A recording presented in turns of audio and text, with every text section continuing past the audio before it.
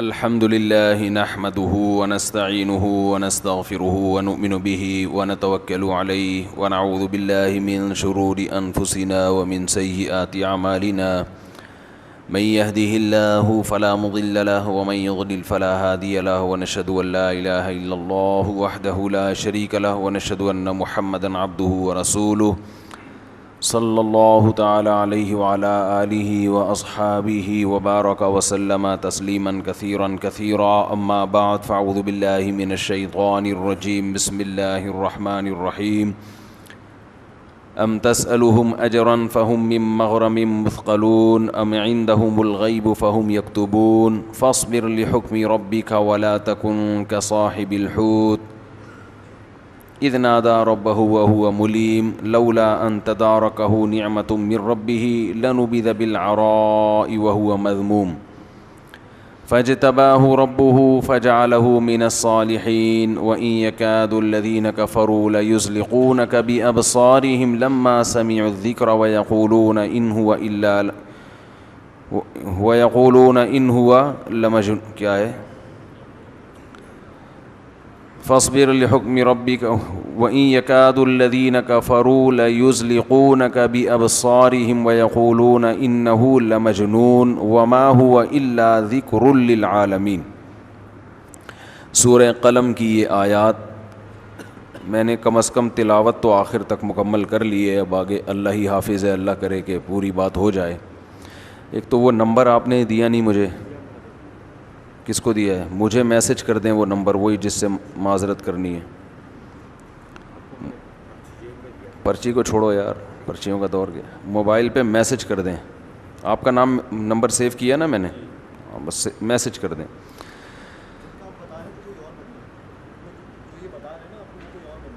وہ وہی ہے نا جن کو میں نے جن بھوت بولا تھا، ان کی بات کر رہا ہوں۔ کسی کو میں نے پیار سے جن بھوت بولا تو ڈر لگ رہا ہے کہ وہ دل پہ لے گئے ہیں، تو معذرت کرنی ہے۔ میں نے ان سے مزاح میں کہا آپ کو عامل بننے کی ضرورت ہی نہیں ہے، آپ بذات خود ایز اے جن کسی پہ آ سکتے ہیں۔ تو میں نے تو مذاق کیا تھا، لیکن انہیں ناراض نہیں ہوئے، لیکن احتیاطاً میں نے کہا پھر بھی یار ایسا نہ ہو کہ میرے ہی پہ نہ آ جائیں کہیں، تو اس لیے میں ان کا نمبر مانگ رہا ہوں۔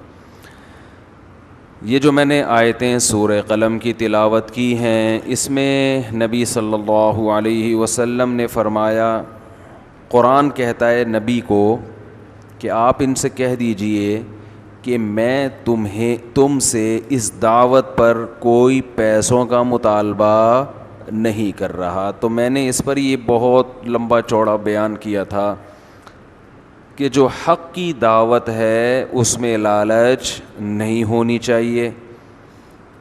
اگر اس میں آپ لالچ میں آ گئے تو آپ کا ویژن برباد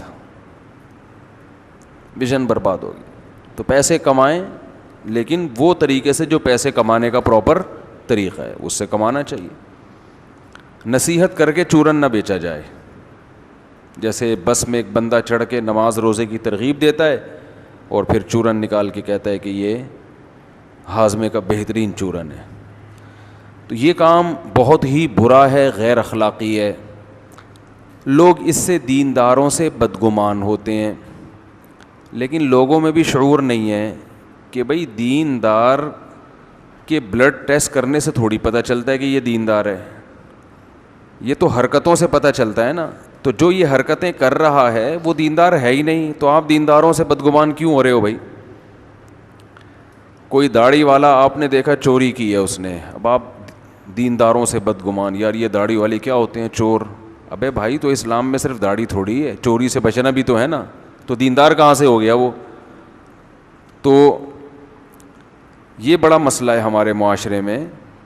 تو چورن بیچنا مذہب کے نام پہ، لوگوں کی جیبوں پہ نظر رکھنا، لوگوں سے لالچ کرنا، یہ اللہ کو پسند نہیں ہے۔ اور دیکھو یہ تو میں بہت لمبی پچھلے 2 درسوں میں بات کر چکا ہوں، یہ بات کہنا بھی آسان، سننا بھی آسان، عمل کرنا بڑا مشکل ہے۔ انسان لالچ میں آتا ہے، لیکن میں آپ کو لالچ سے بچنے کا ایک خاندانی طریقہ بتاتا ہوں کہ سر اٹھا کے جینا سیکھو, کبھی کسی کی جیب پہ نظر نہ رکھو. اگرچہ یہ بات میں بہت ریپیٹ کرتا ہوں, آپ بور ہو جائیں گے, لیکن اس کو بولنے میں بھی مزہ آتا ہے, خدا کی قسم. یہ بات ایسی ہے کہ بولنے میں بھی کیا آتا ہے, اس میں مزہ آتا ہے. کسی سے طمع اور لالچ نہ رکھو, کوئی لالچ نہیں. ہمارے حضرت فرمایا کرتے تھے کہ ناجائز طریقے سے کمانا یہ تو بہت دور کی بات ہے, غیر اخلاقی طریقے سے بھی مت کماؤ. بعض کمانے کے طریقے جائز ہیں, مگر جائز ہونے کے باوجود وہ کیا ہیں, غیر اخلاقی, سوٹ نہیں کرتے ایک شریف آدمی پر. سمجھ رہے ہو, شریف آدمی پر سوٹ بولو نہیں کرتے. آج تجارت میں جب تاجر چیزوں کو بیچتا ہے نا تو زبان کو گھماتا ہے, سیدھی بات نہیں کرتا, وہ گھماتا ہے. آپ بات پوچھیں تو گھمائیں گے بات کو. انسان 2 اور 2 4 کی طرح بات کرے, ٹو دا پوائنٹ اور سیدھی. بھی میرا چند دن پہلے ایک صاحب سے بحث ہوئی. وہ اس کے قائل تھے کہ تقلید کرنا اسلام میں جائز نہیں ہے. اگرچہ میرا موضوع یہ نہیں ہے, بات آ گئی ہے تو میں بتا دوں. وہ یہ کہہ رہے تھے کہ اسلام میں کسی کی بھی تقلید جائز نہیں ہے. اس پہ مفتی صاحب مجھ سے مناظرہ کر لیں, بہت دنوں سے پیچھے پڑے ہوئے تھے, مناظرہ کر لیں, میں آپ کی مسجد میں آ کے مناظرہ کروں گا. مناظروں میں تو پھڈے ہوتے ہیں, آپ کو پتہ ہے, ایک دوسرے کو نیچا دکھانا. تو میں نے ان سے کہا کہ مناظرہ تو نہیں ہوگا, آپس میں افہام و تفہیم ہو جائے گی. میرا تو یہی خیال ہے کہ اس زمانے میں کسی ایک فقہ کو فالو کرنا یہ ضروری ہے. اور تقلید 2 طرح کی ہوتی ہے, جائز بھی اور ناجائز بھی. تو میں نے کہا پہلا تو تھوڑا سا یہ بتا دیا جائے کہ آپ کی نظر میں تقلید کا مفہوم کیا ہے. تو ایک نشست ہم اس پہ رکھ لیتے ہیں کہ تقلید کا مفہوم آپ کے ذہن میں کیا ہے. ایسا نہ ہو کہ جس چیز کو آپ تقلید کہہ رہے ہو میں اس کو تقلید نہ کہہ رہا ہوں, میں اس کو کچھ اور کہہ رہا ہوں, اور جس چیز کو میں تقلید کہہ رہا ہوں آپ اس کو کچھ اور کہہ رہے ہو. تو پہلے ہم تنقیح, اس کو کہتے ہیں تنقیح کرنا, دعوے کو نکھارنا. تو میں نے ان کو دعوت دی, میں نے کہا آئیں بیٹھیں, اور بے شک آپ ریکارڈنگ بھی کریں, ہمیں کوئی وہ نہیں ہے. وہ کہہ رہے تھے میں ریکارڈنگ کروں گا, میں نے کہا چل ریکارڈنگ بھی کر لیں, مجھے کوئی اعتراض نہیں ہے. مجھے ساتھیوں نے کہا کہ آپ اپنے کیمرے سے بھی ریکارڈنگ کریں تاکہ کوئی خیانت نہ ہو. میں نے کہا چھوڑو, کیا خیانت ہوگی, ہم تو کوئی نہ مناظرہ ہو رہا ہے نہ کوئی ایک دوسرے کو نیچا دکھانے کی کوشش. اور میں نے بار بار ان کو یہ باور کرایا کہ یہ تقلید کے موضوع پر بحث نہیں ہے, یہ آپ کے دعوے کو سمجھنے کے موضوع پر بات چیت ہوگی. میں سمجھوں گا کہ آپ کا دعویٰ ہے کیا, جب میں اس دعوے کو سمجھ جاؤں گا تو ہم ریٹن میں اس کو لے آئیں گے.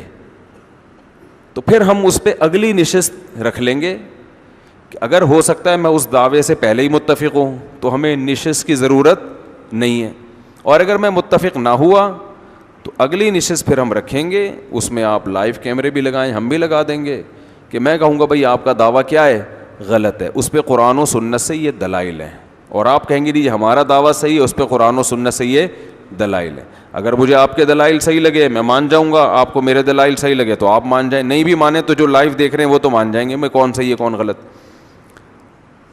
لیکن مجھے بہت افسوس ہوتا ہے کہ شاید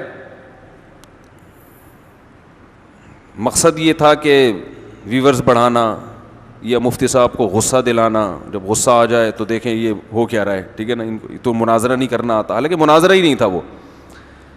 تو میں نے ان سے سوال پوچھا, وہ اپلوڈ ہو گیا ان کے چینل پہ. میں نے ان سے سوال پوچھا کہ مجھے صرف اتنا بتا دیں کہ تقلید آپ کس عمل کو کہتے ہیں. تو انہوں نے مجھے بتایا کہ تقلید کہتے ہیں بغیر دلیل کسی کی بات کو ماننا. ٹھیک ہے بھائی, اسی کو کہتے ہیں.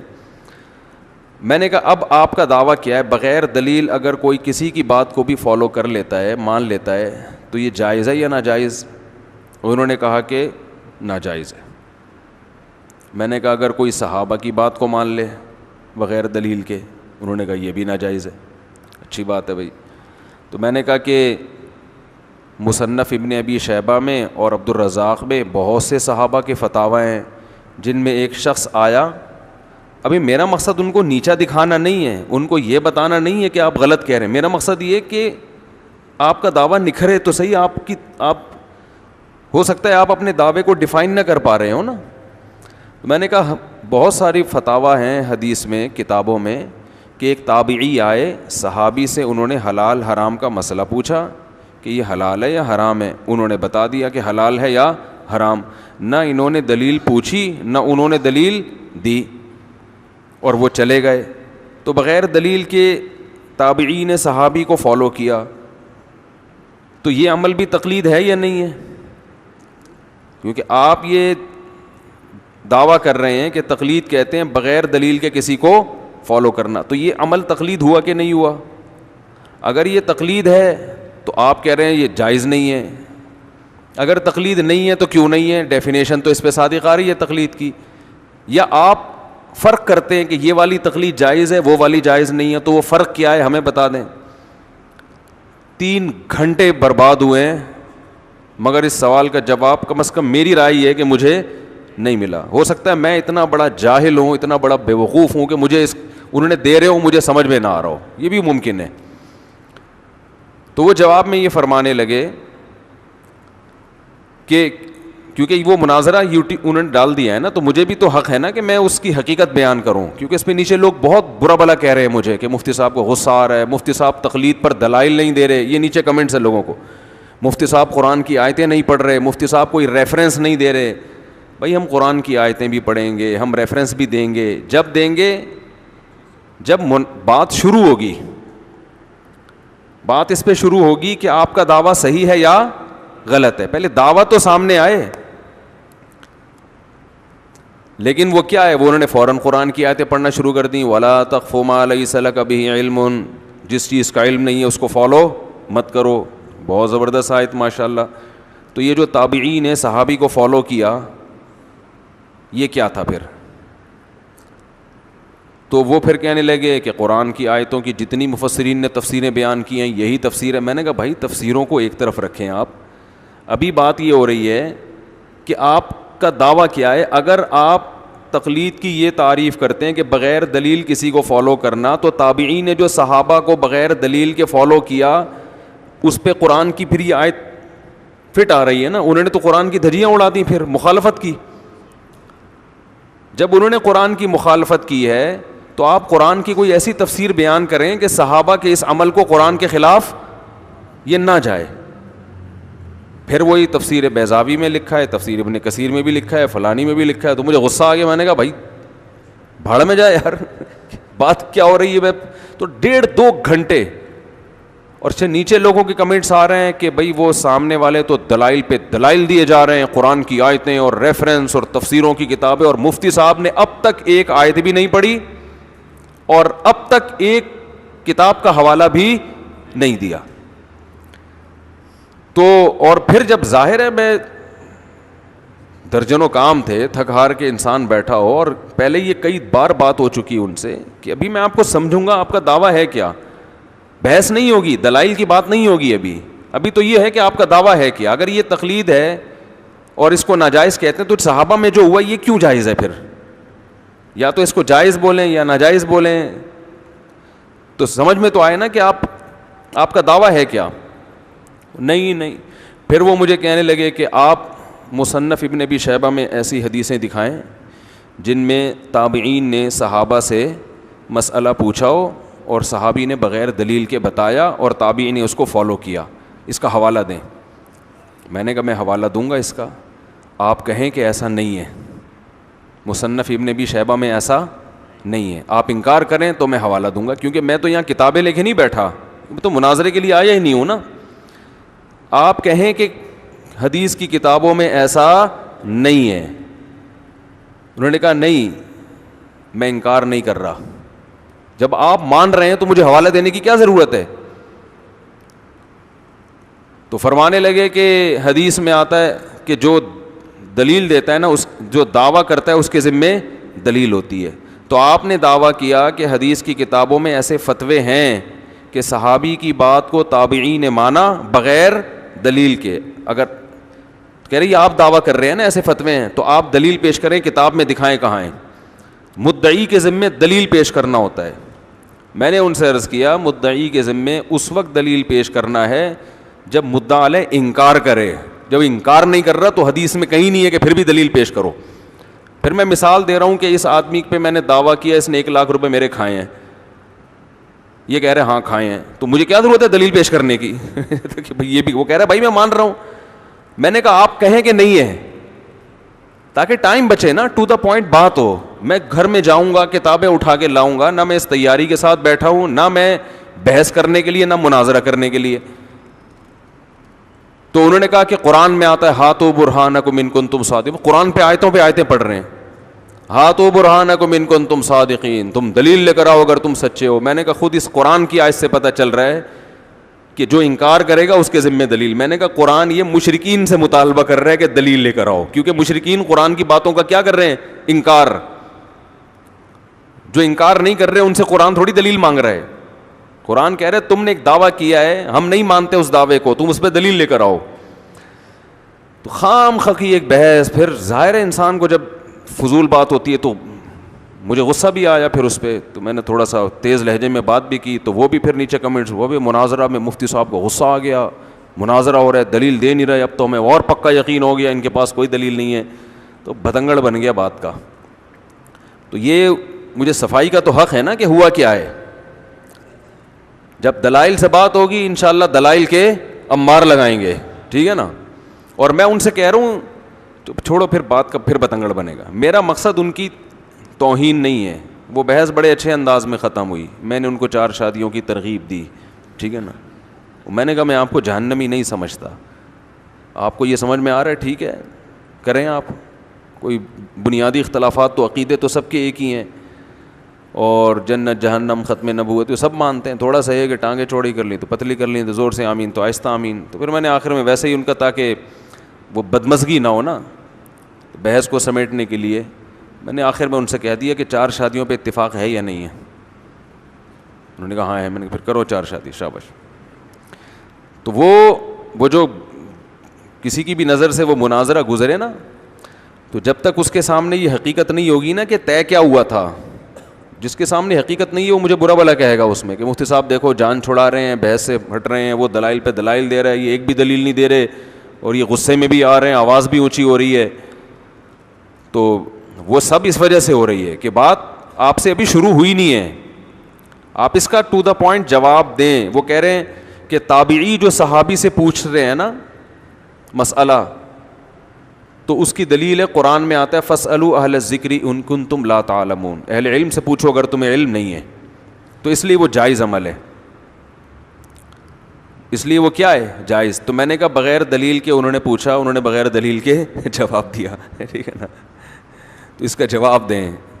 تو وہ بس ایسے جیسے مرغے نہیں لڑ رہے ہوتے آپس میں. تو مجھے اندازہ ہوا کہ یہ حساب صحیح نہیں ہے, تو ویورشپ تو بڑھ جاتی ہے اس سے. بہرحال پھر بھی میرے لیے قابل احترام ہے, دوبارہ بھی آنا چاہیں گے تو منع نہیں کریں گے, لیکن پھر میری بھی غلطی یہ ہے کہ مجھے اسی پہ قائم رہنا چاہیے. میں نے پھر شادیاں اور یہ ادھر ادھر دائیں بائیں, تو وہ اگر کوئی سنے نا وہ, تو یہ میری پوری تقریر سننے کے بعد سنے. وہ اول تو ضرورت نہیں ہے, دماغ خراب ہونے کے علاوہ کچھ بھی حاصل نہیں ہوگا, ٹائم ویسٹنگ. تو نہ وہ مناظرہ تھا, نہ وہ بحث تھی, نہ ڈیبیٹ تھی. وہ یہ تھا کہ آپ کا دعویٰ ہے کیا, آپ کا دعویٰ ہے کیا. پھر آخر میں انہوں نے مجھ سے پوچھا میرا دعویٰ کیا ہے. میں نے کہا میرا دعویٰ یہ ہے کہ تقلید اور اتباع ایک ہی چیز کے 2 نام ہیں. اس پہ دلائل تو پھر بعد میں دیں گے نا, اس پہ تو ہم دھڑا دھڑ دلائل دیں گے انشاءاللہ. وہ پھر بزرگوں کے حوالے دینا شروع کرتے ہیں. آپ کے فلاں بزرگ نے لکھا کہ تقلید الگ چیز ہے, اتباع. بزرگوں کو ابھی کیا لگاؤ سائڈ پہ, مناظرے میں بزرگ نہیں آتے ہیں. جب بات ہو رہی ہے تو قرآن و سنت سے ہوگی. تو بزرگوں نے تو لکھا, میں نے ان سے کہا گورنمنٹ کی طرف پہ سے لکھنے پر کوئی پابندی نہیں ہے. ہم دیکھ رہے ہیں کہ قرآن نے جس لفظ کو اتباع کہا ہے وہی تقلید ہے. تو اس کی 2 قسمیں, ایک تقلید علی وجہ البصیرہ اور ایک اندھی تقلید.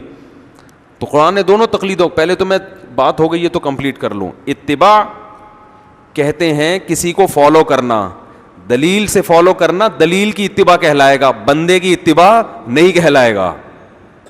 قرآن کہہ رہا ہے اتبع سبیل من اناب الیہ, اس سے راستے کی اتباع کرو جو میرے راستے پہ چل رہا ہے.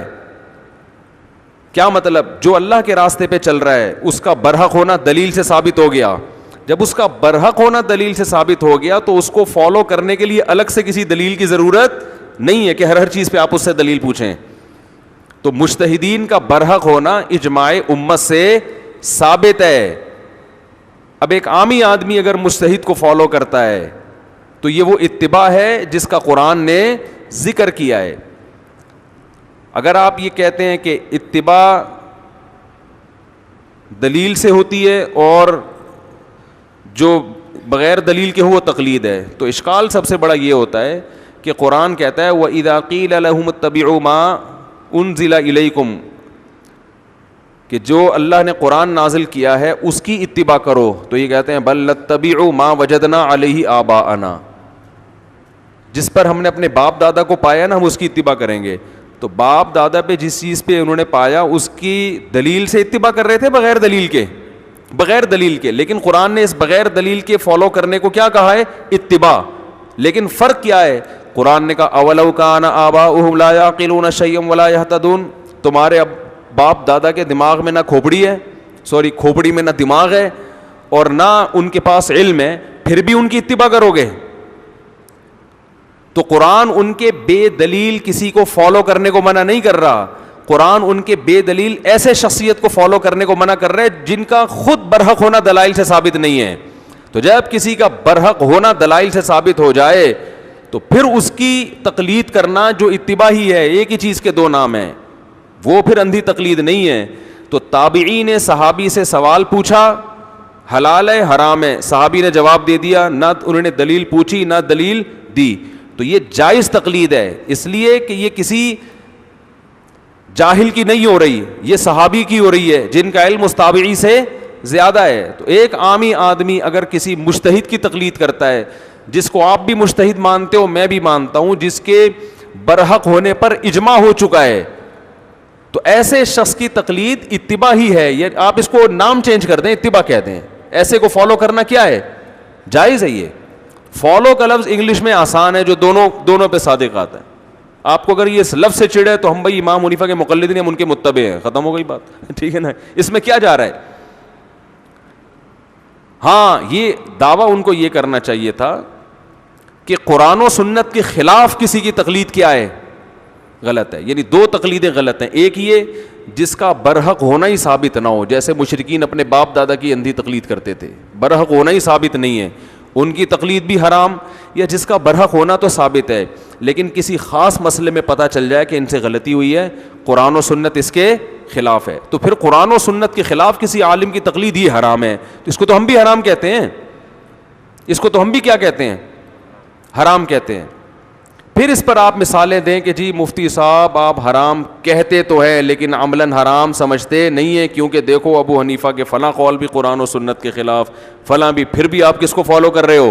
ابو حنیفہ کو. تو پھر ہم آپ کو بتائیں گے کہ وہ آپ کو لگ رہا ہے کیونکہ آپ کے پاس وہ علم نہیں ہے, لگ رہا ہے قرآن و سنت کے خلاف, حقیقت میں وہ قرآن و سنت کے خلاف نہیں ہے. اور میں آپ کو بتاتا ہوں بہت سے قول قرآن و سنت کے خلاف ہیں لیکن آپ اس میں قرآن و سنت کو نہیں, اپنے مولویوں کو فالو کر رہے ہو 15ویں صدی کے. ان کا قرآن و سنت کے خلاف ہونا میں ثابت کروں گا, اور میں یہ بھی ثابت کروں گا کہ 100% قرآن و سنت کے خلاف ہونے کے باوجود آپ اس میں اپنے مسلک کو چھوڑنے کے لیے تیار نہیں ہو. پھر بحث کا مزہ آتا. تو یہ تو اگلے سٹیپ پہ بحث ہونی تھی نا. تو اس لیے جن لوگوں نے بھی میری وہ بحث سنی ہے نا, تو ان کو اس کی پہلے بیس پتہ ہونی چاہیے, اس بحث کی بیس کیا تھی. تو وہ دلائل کی بحث بات ہوئی نہیں تھی, ابھی تو اس کو تنقیح کے لیے کہ آپ کا دعویٰ کیا ہے. تو خیر چلتے ہیں پھر ہم آگے اپنے جو اصل جو یہ تو فضول قسم کی جو ہے ایک بیٹھ کے بس اتنا میرا دل کل خراب ہوا ہے کہ میں نے کیوں ٹائم دے دیا اور کیا کس چیز میں اپنا وقت کو برباد کیا. خیر تو بات یہ چل رہی تھی کہ جب دعوت میں لالچ میں جا کر شہرت بھی داخل ہے, یاد رکھو. آپ بعض دفعہ کسی سے بحث اس لیے کر رہے ہوتے ہو, میں ان جو اس دن میری بحث ہوئی ہے ان کو تانے نہیں دے رہا, میں ایک جرنلی بات کر رہا ہوں. اگر آپ کسی سے مشہور شخصیت سے بحث اس لیے کر رہے ہو کہ میرے ویورز بڑھ جائیں, اس کا مطلب آپ کی دعوت میں دم, آپ کا مقصد ٹھیک نہیں. آپ اگر دعوت میں ایسا طریقہ اختیار کر رہے ہو کہ سامنے والے کو غصہ آئے, اس کا مطلب آپ کی دعوت میں اخلاص, بولو یہ ہوتا ہے مناظروں میں, کوشش کر رہے ہوتے ہیں سامنے والے کو آگ لگائیں نا, پھر وہ غصہ آئے تو کہتے دیکھو یہ کیا کر رہے ہیں. جیسے آپ نے دیکھا ہے نا ویمن رائٹس کی جو عورتیں جب کسی مولانا کے ساتھ یوٹیوب پہ بیٹھتی ہیں, ایسی چبھتی ہوئی باتیں کرتی ہیں کہ مولانا کو کیا آ جائے غصہ, اور جب مولانا بیچارہ اچھلتا ہے تو لوگ کہتے ہیں دیکھو وہ کتنی تمیز سے بات کر رہی ہے اور یہ 2-2 فٹ اچھل رہے ہیں. یہ نہیں دیکھ رہے ہوتے, ٹھیک ہے اس کو غصہ نہیں کرنا چاہیے, لیکن غصہ دلانے کا ذمہ دار کون ہے. اور غامدی صاحب کیا کرتے ہیں, وہ 100% الٹی بات کرتے ہیں, بڑے آرام سے بیٹھ کے مسکرا رہے ہوتے, اگلا تپ رہا ہوتا ہے کہ یار تو بول کیا رہا ہے. لیکن یہ ٹریننگ ہے, ہونا تو ایسا ہی چاہیے, لیکن بسا اوقات ایسا ہوتا نہیں ہے نا, وہ پتھر کا بنا ہوا تھوڑی ہے, تو غصہ آتا ہے اس کو, ٹائم ویسٹ کر رہے ہو بھائی. تو یہ جو ویمن رائٹس کی عورتیں ہیں نا, یہ بہت تمیز سے نا وہ کرتی ہیں کہ سامنے والے کو تپا دو. جیسے وہ کیا ہے ڈراموں کا رائٹر, خلیل نام ہے, خلیل الرحمان قمر صاحب, ان کو وہ کیسے وہ میرا جسم میری مرضی والی نے غصہ دلایا, بولنے نہیں دے رہی, درمیان میں وہ بات کر رہے ہیں بولنے نہیں دے رہی, پھر جب غصہ آ کے انہوں نے چیخنا شروع کیا تو میڈیا نے کتنا اچھالا, دیکھو عورت سے بات کرنے کی تمیز نہیں ہے, حالانکہ وہ 100% درست. یہ کوئی نعرہ ہے میرا جسم میری مرضی, اس پہ غصہ نہیں آئے گا غیرت مند آدمی کو. تو اس کا یہ علاج تھوڑی ہے کہ ان کو دلائل سے بیٹھ کے سمجھائے, نہیں ایکچولی دیکھیں آپ کا جسم تو ہے, اگر ٹھیک ہے ہمیں پتہ ہے آپ کی مرضی ہے, لیکن ایکچولی اس جسم پہ تھوڑا سا اگر ڈریسنگ اچھی ہو جائے تو. یہ نہیں ہے, ان کا علاج یہی ہے کہ تمہیں بےہودہ عورت, تمہیں شرم نہیں آتی, تمہارے جسم پہ کوئی تھوکتا نہیں ہے, میرا جسم میری. بالکل صحیح جواب دیا خلیل الرحمان صاحب نے, زندہ باد. مجھے اتنا مزہ آیا, میں نے کہا یار دوبارہ سے. وہ میں نے جب کلپ دیکھا نا ریورس کر کے, میں نے کہا دوبارہ سے, بار بار دیکھو یار اتنا مزہ آ رہا ہے. وہ ایک آدمی سے کسی نے کہا نا کہ چلو چھوڑو, پھر وہ قصے کہانیاں بہت آ جاتی ہیں. تو وہ بعض لوگوں کی کوشش ہوتی ہے کہ سامنے والے کو کیا کرو, تپاؤ. جب وہ 2-2 فٹ اچھلنے لگے نا, پھر دیکھو یہ ہو کیا رہا ہے. ہمارے مدرسے میں ایک طالب علم تھا, طلبہ کی عادت ہوتی ہے چھیڑنے کی نا, فارغ ہوتے ہیں بالکل, بس ایک ہی غم ہوتا ہے پڑھائی کا. تو بعض طلبہ شرارتی ہوتے ہیں, تو وہ کسی نہ کسی طالب علم کو ہدف بنا کے اس کو چھیڑنا شروع کر دیتے ہیں. اسکولوں کالجوں میں تو یہ بہت زیادہ ہوتا ہے, لیکن مدرسوں میں ریشو کم ہے مگر ہوتا ہے. تو اس کو چھیڑتے تھے, وہ تھوڑا سا قد کا چھوٹا تھا, اس کو ہر وقت تنگ کر کے, جب وہ غصہ آتا نا اس کو کہتے اعصابی کمزوری ہے اس میں. جب بہت زیادہ غصہ آتا تو کیا کہتے ہیں, یار کمزور اعصاب بھی کمزور ہیں کہ بات پہ کیا آ جاتا ہے غصہ. تو میں یہ کر رہا تھا, اللہ تعالیٰ کا ارشاد ہے کہ اے نبی ان سے کہہ دیجئے میں تم سے اجر کا مطالبہ نہیں کر رہا. تو کوئی بھی دنیا کی لالچ جب آپ کے مناظرے میں آ جائے, آپ کی دعوت میں آ جائے, آپ شہرت چاہتے ہیں, سامنے والے کو نیچا دکھانا چاہتے ہیں, تو کچھ بے وقوف لوگ تو آپ سے متاثر ہوں گے, واہ واہ کریں گے, لیکن سمجھدار لوگ آپ سے ہٹ جائیں گے. امت میں پھر خیر کا کام آپ نہیں کر سکتے, خیر کا کام نہیں ہوگا. ہاں لڑوانے کا ہوگا, دبا کے پھر وہ بم بن جائے گا. آپ ایٹم بم تیار کر رہے ہو جن کا کام لوگوں کو جا کے کیا ہے, چھیڑنا ہے. دیکھو میرا موقف ہے کہ میں فرض نماز کے بعد اجتماعی دعا کو نہیں مانتا, یہ کہیں بھی ثابت نہیں ہے, نہ قرآن میں ہے, نہ کسی صحیح حدیث میں ہے, نہ صحابہ کا عمل ہے, نہ فقہ کی کتابوں میں جو مفتہ بھی قول ہے کہیں بھی نہیں لکھا, بلکہ اس کے اگینسٹ لکھا ہوا ہے. لیکن میں اس مسئلے کو ایشو نہیں بناتا کہ میں لڑکوں کو دلائل دے کے نا تیار کروں اور چھوڑوں کہ وہ امام کے اوپر نا بسم اللہ اللہ کو پڑھ کے چھوڑ دیا جا, اور وہ جا کے امام کو چھیڑ رہا ہے. پھر اس طریقہ ہوتا ہے, امام صاحب آپ ماشاءاللہ آج آپ نے سنتوں پر بیان کیا کہ ہمیں صرف سنت کو فالو, یہ طریقہ ہوتا ہے فتنہ پرست لوگوں کا جو امت میں خیر خواہی نہیں ہے. قرآن حدیث کے نام پہ کیا کیا جا رہا ہے, آگ لگانا. تو اس میں دونوں طبقے ہیں, میں صرف ایک فرقے کو ملامت نہیں کر رہا, دونوں طرف ایسے لوگ ہوتے ہیں. تو جا کے کیا کیا, اب جا کے مفتی طارق مسعود صاحب کا بیان سنا, جا کے اس کو جناب جا کے اور کچھ دلائل سن لیے, تو جا کے امام صاحب کو چھیڑا, جس کے پیچھے 20 سال سے نماز پڑھ رہے ہیں, جس کا ادب آپ پر واجب تھا. فرض نماز کے بعد اگر اجتماعی دعا مفتی صاحب کی رائے میں ثابت نہیں ہے تو امام کا احترام تو بہرحال ثابت ہے. خارش کرنا اگر ہو رہی ہے تو کرو, اور اپنے کرو نا, دوسرے کو خارش کیوں کر رہے ہو؟ جا کے آپ جا کے کسی کو کھجا رہے, کہہ رہے کیا کر رہا ہے بھائی, کہہ رہے ہو سکتا ہے آپ کے یہاں خارش ہو رہی ہو, تو وہ کہے گا ہو تجھے رہی ہے, کر مجھے رہا ہے. تو جا کے امام صاحب سے ملتے ہیں. امام صاحب یہ جو آپ نماز کے بعد دعا مانگتے ہیں یوں یوں کر کر کے, یہ کہاں لکھا ہوا ہے؟ کہیں گے بھائی سارے اکابر مانتے ہیں سب. یہ وہ بیچارہ, ہر امام کے پاس نہ اتنی نالج ہوتی ہے نہ علم ہوتا ہے, وہ اسی کا مکلف ہے کہ بھئی علماء کر رہے ہیں تو اس بیچارے کو کیا پتا.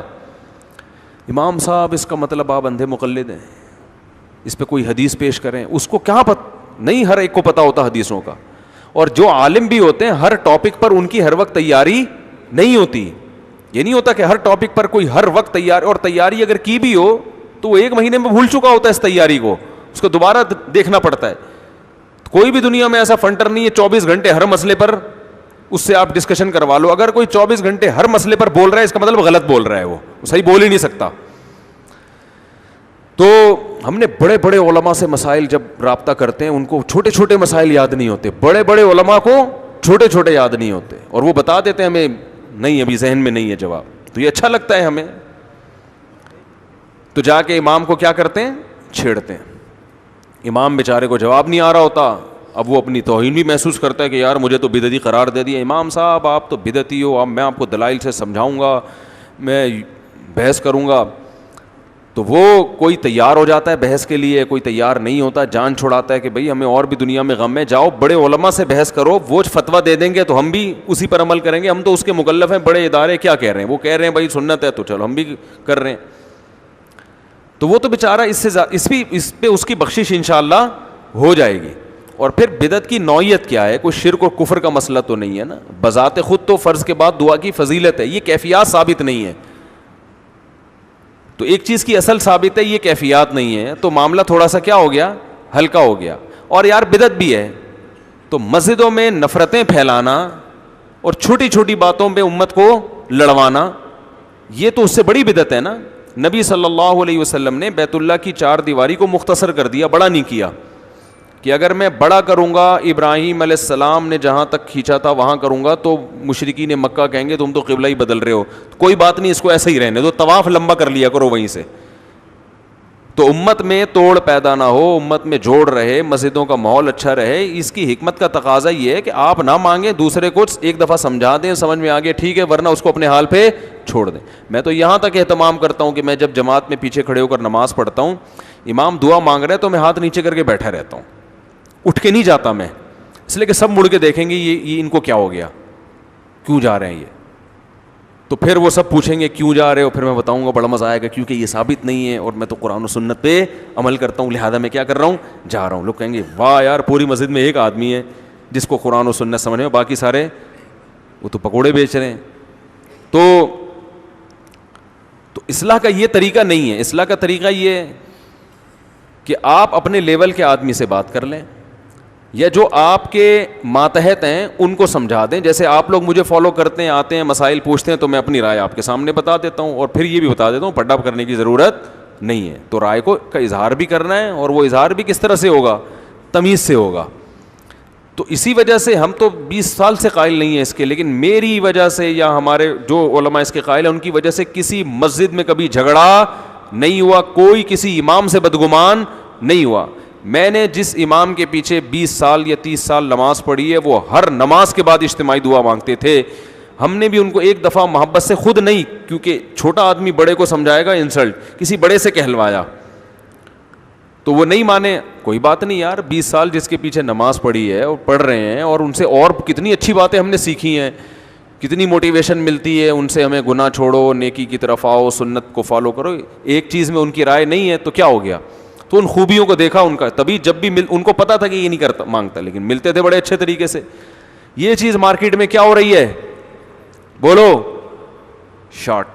ہر آدمی اپنی رائے, اچھا یہ بھی جب رائے بھی صحیح ہو. ایک تو آپ کی رائے ہوتی بعض دفعہ غلط ہے, آپ کم علمی کی وجہ سے اس کو صحیح سمجھ رہے ہو, اور اس رائے کو بھی زبردستی تھوپتے ہیں, تھوپنے کی کوشش کر رہے ہیں مان.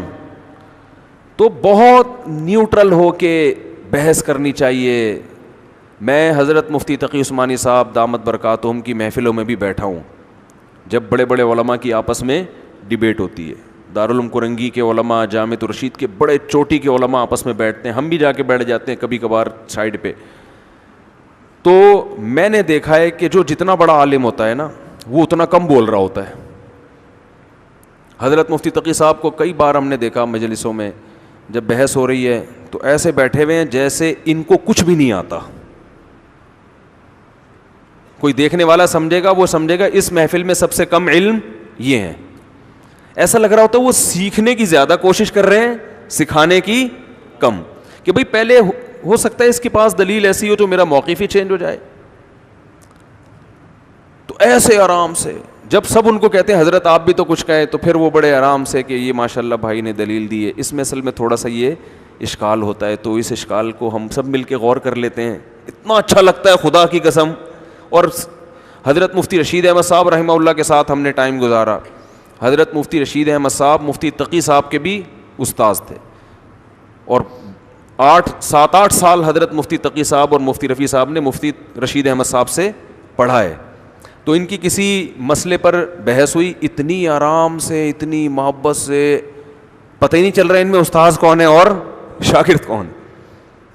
تو وہ بحث کسی ایک رائے پر نہیں ہوئی. تو جب رائے نہیں ہوئی تو حضرت نے پھر خط و کتابت بھی ہوئی, تو وہاں بھی کوئی ایک رائے نہیں ہوئی. تو حضرت نے نہیں کہا تو میرا شاگرد ہو کے ایسی باتیں کر رہے ہیں, تجھے تو میں نے پڑھایا ہے, تو میری بات نہیں مان رہا. نہ انہوں نے کہا کہ آپ استاذ ہونے کا ناجائز فائدہ اٹھا رہے ہو. ٹھیک ہے نا. بحث ہوئی کرنسی کی خرید و فروخت سے متعلق, وہ بحث تھی. تو جب کوئی نتیجہ نہیں ہوا, اب یہ تھوڑی کہ قیامت تک کسی پر بحث ہوتی رہے گی, بھائی کوئی نتیجہ نہیں نکل رہا, تو حضرت نے کیا کیا, حضرت مفتی تقی عثمانی صاحب جو حضرت کے شاگرد تھے ان کے دلائل اور اپنے دلائل دونوں ایک کتابی شکل میں شائع کر دیے کہ میرے یہ دلائل ہیں, ان کے یہ دلائل ہیں, ان کا یہ جواب ہے. تو اب اہل علم جو ہے ان کے سامنے دونوں آرا آ گئی ہیں, تو وہ خود فیصلہ کریں کہ کیا کرنا ہے. یہ ہوتا ہے علماء کی آپس میں بات چیت کا بولو طریقہ. لیکن بشرطے کہ سامنے والا بھی کیا ہو, عالم ہو, اور سامنے والا کی کوشش ہی شروع سے یہ ہو جائے نا کہ وہ نیچے دکھانا ہے آپ کو, تو بس پھر تو پھڈا ہوگا. ٹھیک ہے نا. لوگ کہتے ہیں دونوں لڑ رہے ہیں, تو بھائی ہو سکتا ہے ایک لڑ رہا ہو, دوسرا کیا کر رہا ہو, دفاع کر رہا ہو. تو تمیز مارکیٹ میں کیا ہو گئی ہے, شارٹ ہو رہی. ایک دفعہ حضرت مفتی رشید احمد صاحب اور ان کے استاد سے حضرت مفتی شفیع صاحب, وہ بہت بڑے عالم تھے جو مفتی تقی عثمانی صاحب کے والد ہیں, دارالعلوم میں ایک پیچیدہ مسئلہ آیا, اور جس نے مسئلہ پوچھا تھا اس نے کہا تھا ان دونوں مفتیوں کے دستخط چاہیے مجھے, دونوں مفتیوں کے دستخط چاہیے اس فتوے پہ. تو جب اس مسئلے پہ ڈسکشن ہوئی تو مفتی شفیع صاحب کی رائے الگ تھی. اچھا, یہ جو مسئلہ ہے نا حضرت نے کتابی شکل میں شائع کر دیا. حضرت کے انتقال کے بعد چند مہینے بعد یہ مسئلہ دوبارہ اٹھا تو مفتی تقی صاحب نے کی رائے چینج ہو گئی. انہوں نے وہی پھر فتویٰ دیا جو حضرت مفتی رشید احمد صاحب, اور اخبار میں اعلان بھی کیا کہ میری رائے کیا ہو گئی ہے.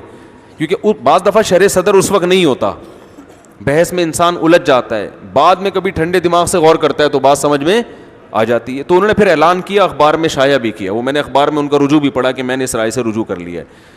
تو تمیز سے بہت سارے کام بولو ہو سکتے ہیں.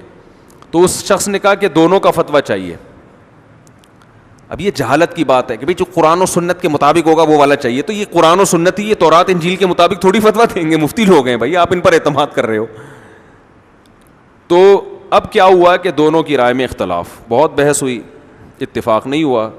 تو حضرت نے فرمایا کہ آپ اپنی رائے کے مطابق اس کو جواب دے دیں, میں شاگرد ہوں, میری رائے میں غلطی کا امکان زیادہ ہے, تو آپ اپنی رائے کے مطابق. تو انہوں نے کہا کہ نہیں, میں یہ ذمہ داری نہیں لیتا, ہو سکتا ہے میری رائے غلط ہو. آپ یعنی وہ بھی تو بڑے عالم تھے مفتی رشید احمد صاحب کے, آپ کو جب اتفاق نہیں ہو رہا تو میں اپنے کندھے پہ رکھ کے بندوق کیوں چلاؤں. تو میں دستخط نہیں کروں گا, لیکن آپ اپنی رائے کے مطابق جواب دیں اور اس پہ سائن کر دیں. میں سائن نہیں کروں گا کیونکہ میرا سائن اس تو علامت ہے نا کہ میں اس سے متفق ہوں, تو میں متفق نہیں ہوں, لیکن آپ جواب لکھیں. وہ کہہ رہے نہیں آپ جواب لکھیں, میں سائن نہیں کروں گا, سائن آپ کریں گے.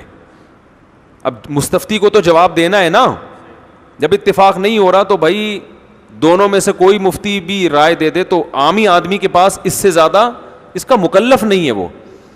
اب ایک شخص اٹھ کے کہے کہ مستفتی سے کہے کہ ان دونوں میں سے جو قرآن حدیث کے مطابق ہے اس کو لو, جو نہیں ہے چھوڑ دو. وہ کہے گا جب ان دونوں مفتیوں کی سمجھ میں نہیں آ رہا کہ قرآن حدیث کے مطابق کون سا, میری سمجھ میں کہاں سے آئے گا. ایسے موقع پہ تقلید کے علاوہ آپ کے پاس کوئی راستہ ہوتا ہی نہیں ہے. ابو حنیفہ امام شافعی کا اختلاف ہوا, دونوں کے پاس حدیثیں تھیں, آپ کو ان میں جس کا قول حدیث کے مطابق ہو اس کو لے لو. ابے بھائی یہی تو فیصلہ نہیں ہو پا رہا کہ کس کا قول حدیث کے مطابق ہے. اب اختلاف ہو گیا ہے تو اب اس میں عوام فیصلہ نہیں کرے گی, عوام کے پاس وہ صلاحیت نہیں ہے. وہ ابو حنیفہ شافعی نہیں کر سکے, تم کہاں سے کرو گے؟ عوام اب ایک کو فالو کرے گی, دوسرے پہ تان و تشنیع نہیں کرے گی, فالو تو ایک ہی کو کرے گی نا. تو ان مسائل میں تقلید ہوتی ہے, اور ان مسائل میں تقلید کے علاوہ آپ کے پاس کوئی آپشن نہیں ہے. اور اس میں اہل حدیث کے عوام بھی اپنے علماء کی تقلید ہی کر رہی ہوتی ہے, 100% تقلید کر رہی ہوتی ہے. یہ ناممکن ہے کہ وہ تقلید نہ کرے. تو خیر اب کیا مسئلہ ہے, تو حضرت نے کہا کہ آپ لکھ دیں, انہوں نے کہا آپ لکھ دیں. 3-4 دن گزر گئے اسی کشمکش میں, دوسرے کی رائے کو اپنی رائے پہ کیا دے رہے ہیں, ترجیح دے رہے ہیں. 3 دن کے بعد حضرت مفتی شفیع صاحب کی رائے تبدیل ہو گئی. انہوں نے فرمایا مجھے آپ کی رائے پر اطمینان ہو گیا, تو پھر دونوں کے اتفاق سے فتویٰ کیا. ہم نے یہ منظر بارہا اپنے بڑوں میں علماء میں دیکھا ہے کہ جب رائے کا اختلاف ہو رہا ہے تو بھائی فتویٰ, یہاں تک کہ میں تو شاگرد ہوں نا, میں تو کوئی بہت بڑی چیز نہیں ہوں.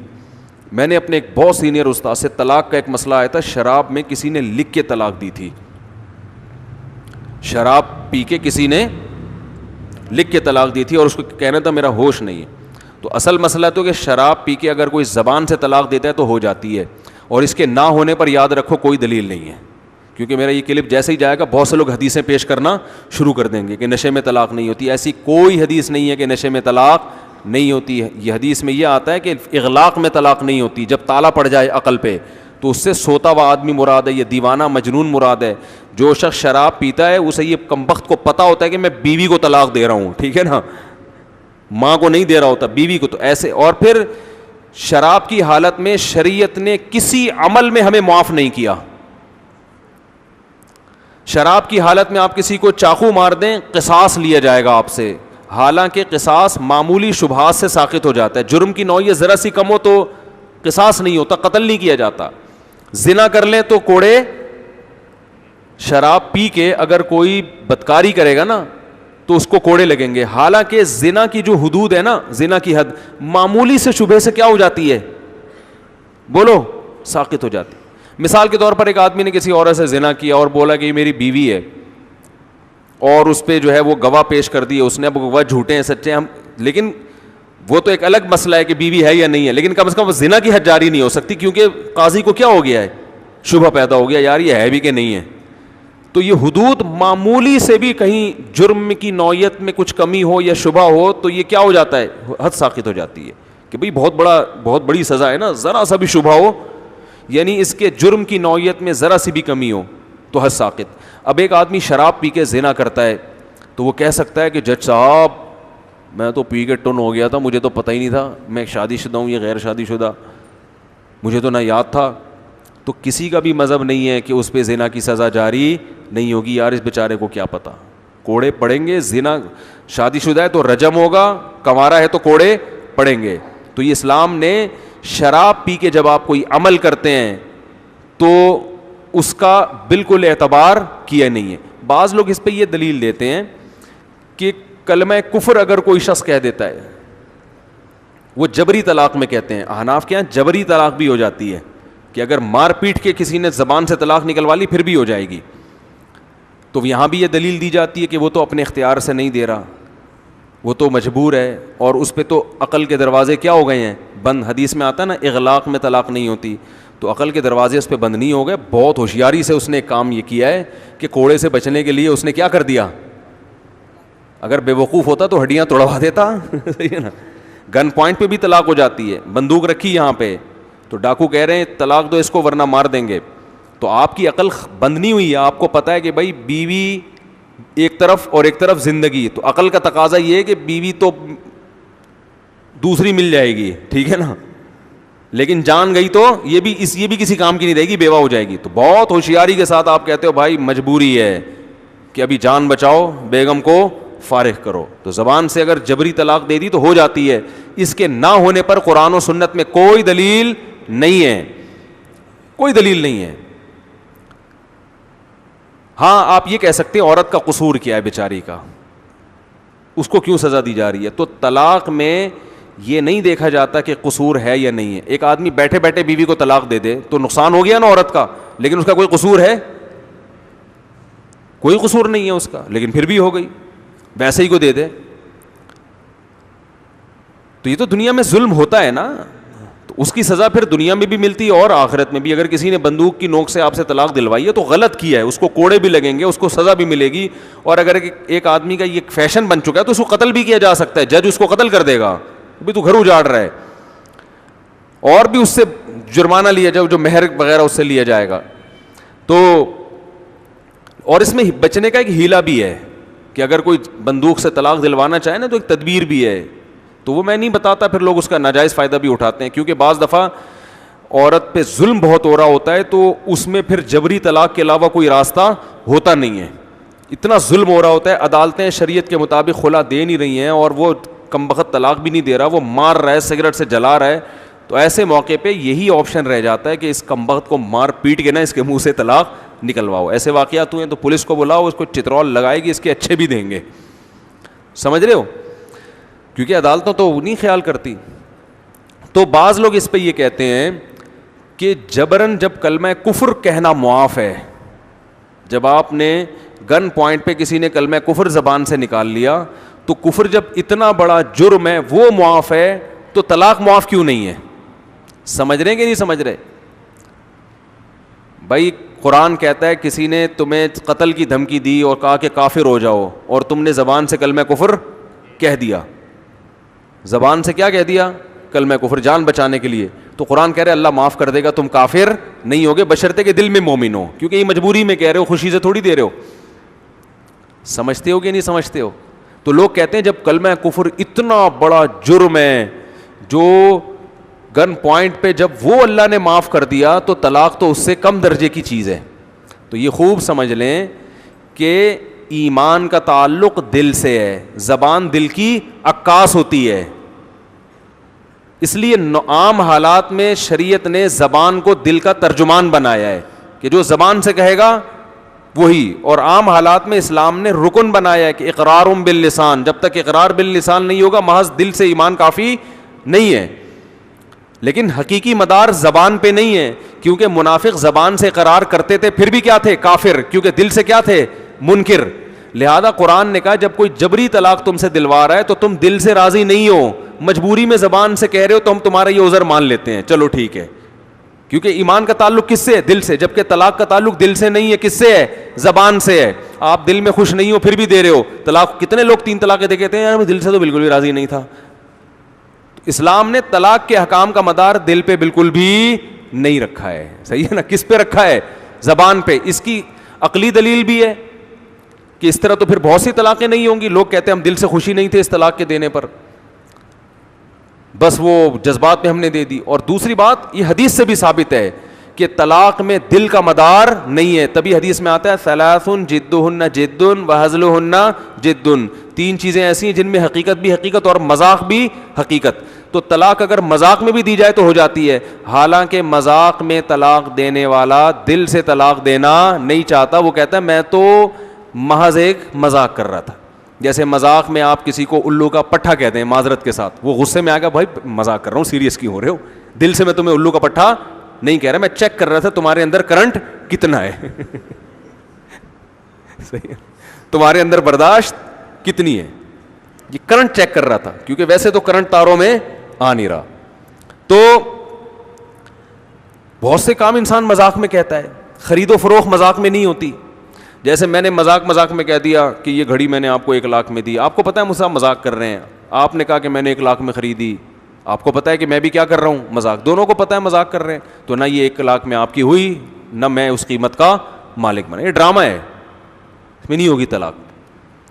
سوری, اس میں خرید بے و شرا نہیں ہوگی. لیکن طلاق میں حدیث میں آتا ہے ورڈنگ پر ہے, ورڈ, الفاظ کیا یوز ہو رہے ہیں. دل کی خوشی کا اعتبار, دل کی نیت کا اعتبار نہیں ہے. تو جب جبر میں گن پوائنٹ پہ طلاق دی جاتی ہے تو طلاق دینے والی کی نیت طلاق کی نہیں ہوتی, صرف الفاظ ہوتے ہیں. تو اسلام کی قرآن و سنت کہتا ہے طلاق میں مدار کس پر ہے؟ الفاظ پر, دل راضی نہیں ہو ایسا اس سے نہیں. جبکہ ایمان کا تعلق کس سے ہے؟ دل سے ہے. تو گن پوائنٹ اس کی علامت ہے کہ دل سے راضی نہیں ہے, مجبوری میں زبان سے کہہ رہا ہے. تو جیسے منافق دل سے اسلام کو پسند نہ کرے, زبان سے 100 دفعہ کلمہ پڑھے, تو وہ مسلمان نہیں ہوگا. اور کسی کے ہاں بندوق رکھی ہوئی ہو اور وہ دل سے مومن ہو, زبان سے کلمہ کفر کہہ دے, تو وہ کافر نہیں ہوگا. لیکن طلاق میں اگر کوئی شخص دل سے طلاق سے راضی نہیں ہے لیکن زبان سے مذاق میں یا کسی بھی طرح سے کہہ دے تو طلاق ہو جائے گی. اور دل سے طلاق پہ راضی ہو گیا ہے, وہ دل میں کہہ رہا ہے بس میں نے دے دی نا, دل میں کہہ رہا ہے, لیکن زبان سے کیا کہتا ہے؟ نہیں دی. تو ہوگی؟ نہیں ہوگی. زبان سے دے گا, زبان سے نہیں دے رہا تو نہیں ہوگی. صاف پتہ چلتا ہے کہ طلاق کے حکام کس پہ چلتے ہیں بھائی؟ زبان پہ. سمجھتے ہو گے نہیں سمجھتے؟ اس لیے جبری طلاق بھی ہو جاتی ہے. اور سعودی عرب کی عدالتیں تو ان کے علماء فتویٰ دیتے ہیں کہ جبری نہیں ہوتی کیونکہ حنبلی فقہ کو فالو کرتے ہیں, لیکن عدالتیں جبراً صبح و شام طلاقیں دلوا رہی ہوتی ہیں کیونکہ ان کے پاس اس مسئلے میں فقہ حنفی کے علاوہ کوئی راستہ ہے نہیں. کیونکہ جب ظالم مردوں کے کیسز آتے ہیں نا تو عدالت کہتی ہے 2 طلاق دو. جب پتہ چل جاتا ہے نا ظالم ہے تو سعودیہ کی عدالت کہتی ہے 2. وہ کہہ رہا ہے تو میں نہیں دے رہا, تو اس کو شرطے ورتے کھڑے ہوئے ہوتے ہیں, 2-4 سعودی شرطیں آنکھیں دکھاتے ہیں, وہ دیتا ہے. عدالت تو جبری کر رہی ہوتی ہے نا, اس کو پتہ ہے جیل میں ڈال دیں گے. تو وہاں سب جبری طلاقیں ہو رہی ہیں, وہاں کوئی نہیں کہتا کہ جبری طلاق نہیں ہوتی. ہمارا بس خون پیا ہوا ہے کہ تم اندھے مقلد ہو, تم قرآن و سنت کو فالو نہیں کرتے. حدیث میں تو آتا ہے لا طلاق ولا عتاق فی اغلاق, حدیث میں یہ کہیں بھی نہیں. اغلاق کا مطلب آپ اپنی طرف سے کر رہے ہو یہ. اور ایک روایت میں آتا ہے کہ ایک صحابیہ نے وہ ایک اپنے شوہر کے سینے کے چڑھ پہ نا, سینے پہ چڑھ کے چھورا رکھ دیا. یہ روایت بتاتے ہوئے ڈر لگتا ہے کہ کر نہ لیں کوئی خاتون نے چھورا رکھا, بولا مجھے طلاق دو, اس نے دے دی بیچارہ, 3 طلاقیں دے دی. تو جب نبی کے پاس کیس گیا آپ نے فرمایا لا قیلولۃ فی الطلاق, طلاق میں اقالہ نہیں ہوتا, فسخ نہیں ہوتا, ہو گئی ہے. وہ الگ بات ہے کہ اس عورت کو سزا دی جائے گی, کچھ بھی ہوگا. تو بعض علماء اس حدیث کی سند پہ کلام کرتے ہیں کہ یہ حدیث کی سند ٹھیک نہیں ہے, لیکن ایسا نہیں ہے کیونکہ ابھی اس کا موقع نہیں ہے, تو پھر اس پہ کسی وقت, لیکن روایت بھی ہمیں ملتی ہے. اس روایت کو ضعیف بھی قرار دے دو تو باقی تو وہ جو حدیث تو ہے نا کہ 3 چیزیں مذاق میں بھی کیا ہیں, حقیقت ہیں. تو اس سے پتہ چلتا ہے کہ اس میں شریعت نے زبان پہ مدد. نکاح بھی ایسا ہی ہے, آپ دل سے راضی نہیں ہو نکاح کرنے پر, لیکن قاضی نے جب کہا کہ قبول ہے بول لے, تو آپ نے بولا قبول ہے, ہو گیا قبول ہے, آپ کی بیوی بن گئی ہے. اب طلاق دو گے تو مہر دینا پڑے گا. آپ بولے گا میں تو مجھے بالکل خدا کی قسم اتنا افسوس ہو رہا ہے نا, کہو گے آپ کو افسوس ہو یہاں. البتہ تحریر میں ایسا نہیں ہے. فقہا یہ بہت ذہین دماغ ہیں فقہا کے. آج ان فقہا سے ہمیں بدگمان کیا جا رہا ہے اور 15ویں صدی کے مولویوں کا مقلد بنایا جا رہا ہے. فقہا نے یہ بات لکھی ہے کہ جبری طلاق ریٹن میں نہیں ہوتی. ریٹن میں لکھ کے اگر کوئی زبردستی مار پیٹ کے یا دباؤ ڈال کے دے رہا ہے اور آپ دل سے راضی نہیں ہو, پھر لکھنے سے نہیں ہوگی طلاق. کیوں؟ اس لیے کہ شریعت نے مدار کس پہ رکھا ہے؟ زبان پہ. لکھائی زبان کی عکاسی ہے, تحریر کس کی عکاسی ہے؟ بولو, زبان کی. تو یہ عکاس یعنی ترجمانی کرتی ہے تحریر کس کی؟ زبان کی. تو یہ جب جبرن دلوائی جا رہی ہو نا, لکھوایا جا رہا ہو, تو یہ زبان کی عکاسی نہیں کر رہی ہوتی. وہ کہہ سکتا ہے کہ میں اس پہ راضی نہیں تھا, میں جو لکھ رہا ہوں میں اپنی زبان کو تحریری شکل میں نہیں لکھ رہا, میں اپنے الفاظ کو ریٹن فارم میں نہیں لے کر آ رہا, یہ یعنی میں یہ خوشی سے نہیں کر رہا یہ کام. تو ایسے موقع پر اس کی تحریر اس کی زبان کی عکاس نہیں ہے, اس کی زبان کی ترجمان نہیں ہے. اور اس کی بات دلیل بھی ہے کہ دیکھو بندوق لے کے بیٹھا ہوا تھا, دیکھو تھپڑ مار رہا تھا, دیکھو ابا آنکھیں دکھا رہے تھے, ٹھیک ہے نا, تو میں تو خوش نہیں تھا اس پہ. تو اگر وہ دعویٰ کرتا ہے کہ میں خوش نہیں تھا اور اس پہ قرینے بھی موجود ہوں, خالی دعویٰ برائے دعویٰ نہ ہو, قرائن بھی ہوں, تو اس کا مطلب ہے کہ یہاں تحریر زبان کی ترجمانی نہیں کر رہی, کیونکہ یہ راضی نہیں ہے. ترجمان وہی ہوتا ہے جو راضی ہوتا ہے. آپ کہہ سکتے ہیں کہ وہاں پھر دل بھی تو, زبان بھی تو دل کی ترجمانی نہیں کر رہا نا جب بندوق سے طلاق دلوا رہے ہیں, تو وہاں زبان دل کی ترجمانی نہیں کر رہی. تو اس کی کوئی ضرورت نہیں ہے, دل کی ترجمانی زبان نہ بھی کرے تو مدار کس پر ہے؟ زبان پر ہے. جبکہ کتابت ریٹن فارم میں جب ہوگی طلاق, تو جب ہوگی جب وہ الفاظ کو تحریر میں وہ لا ہی نہیں رہا تحریر میں, یا وہ لا رہا ہے مگر خوشی سے نہیں لا رہا, تو یہاں زبان جب دل کی عکاسی نہ بھی کرے تو اس سے کوئی فرق نہیں پڑتا, لیکن تحریر کے لیے ضروری ہے, کیونکہ تحریر اصل نہیں ہے کلام میں, وہ ایک ضرورت ہے. بعض دفعہ لوگ بات کہنے کے بجائے لکھنے کو ترجیح دیتے ہیں, تو ایک ضرورت کے لیے شریعت نے اس کو رکھا ہوا ہے کہ بھائی چلو بولنا نہیں چاہتے, منہ سے پھوٹنے میں تمہیں تکلیف ہو رہی ہے, لکھ کے دینا چاہتے ہو کسی بھی وجہ سے.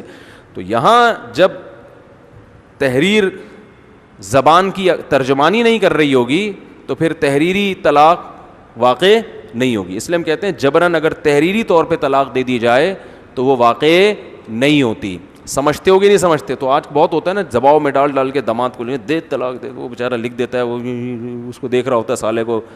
تو ایسے موقع پہ اگر زبان سے نہیں دی ہے تو نہیں ہوگی طلاق.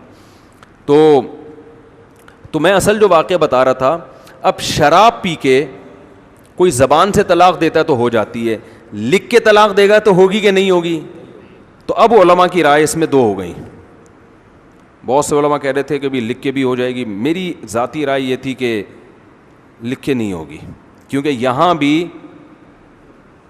جو تحریر ہے نا, اگر بہت شدید نشہ ہے, تھوڑا بہت نہیں, تو یہاں پر تحریر جو ہے وہ زبان کی عکاسی نہیں کری. بار ایک اختلافی مسئلہ تھا. تو جب اختلافی مسئلہ ہوتا ہے اب بڑے علماء میں, تو عوام کو اختیار ہے بھائی اب تم جس کی رائے کو فالو کر لو. اس میں بعض سچویشن ایسی ہوتی ہے کہ اگر کوئی بہت زیادہ خطرناک مسئلہ خاندان میں ہو رہا ہے تو وہاں بھی گنجائش والے قول کو ترجیح دے دی جاتی ہے, بہت خطرناک. تو جب ہم نے کتابوں میں یہ مسئلہ پڑھا, دیکھا, اس کی تفتیش کی, تو وہ شراب بھی اس نوعیت کی پی تھی انہوں نے کہ اس کے شراب ہونے میں بھی کیا تھا,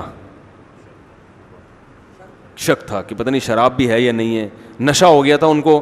تو بہرحال کیس کی نوعیت کیا ہو گئی تھی, تھوڑی ہلکی ہو گئی تھی. تو پھر اس میں پھر ہمارے بہت سے علماء کی رائے یہ تھی, میری اپنی رائے آخر دم تک یہی رہی کہ بھائی یہ نہیں ہونی چاہیے. تو ان علماء نے دستخط نہیں کی, انہوں نے کہا آپ اپنے دستخط سے فتویٰ لکھ کے ان کو دے دیں, کیونکہ عامی آدمی کسی مفتی کو فالو کرے گا, اس سے زیادہ کا وہ مکلف نہیں ہے. اب اس کو آپ کہہ جی جس میں جس کا قول قرآن و سنت کے مطابق ہو نا اس پہ, تو اس کو قرآن و سنت کے مطابق سمجھانے کے لیے پہلے 50 منٹ کی تقریر سننی پڑے گی اس کو کہ حدیثوں کا. دیکھو لوگ کہتے ہیں کہ بھائی ایک حدیث دے دو نا بس اس کو. بھائی حدیث جب آپ اس کو بتاؤ گے تو اس کے 10 مطلب مختلف شارحین نے کیے ہوئے ہیں. آپ کون سے مطلب کو, جیسے لا طلاق ولا عتاق, اب ہمارے بہت سے اہل حدیث حضرات کیا کرتے ہیں, وہ کہتے ہیں کہ زبردستی کسی نے طلاق دلوائی تو نہیں ہوگی.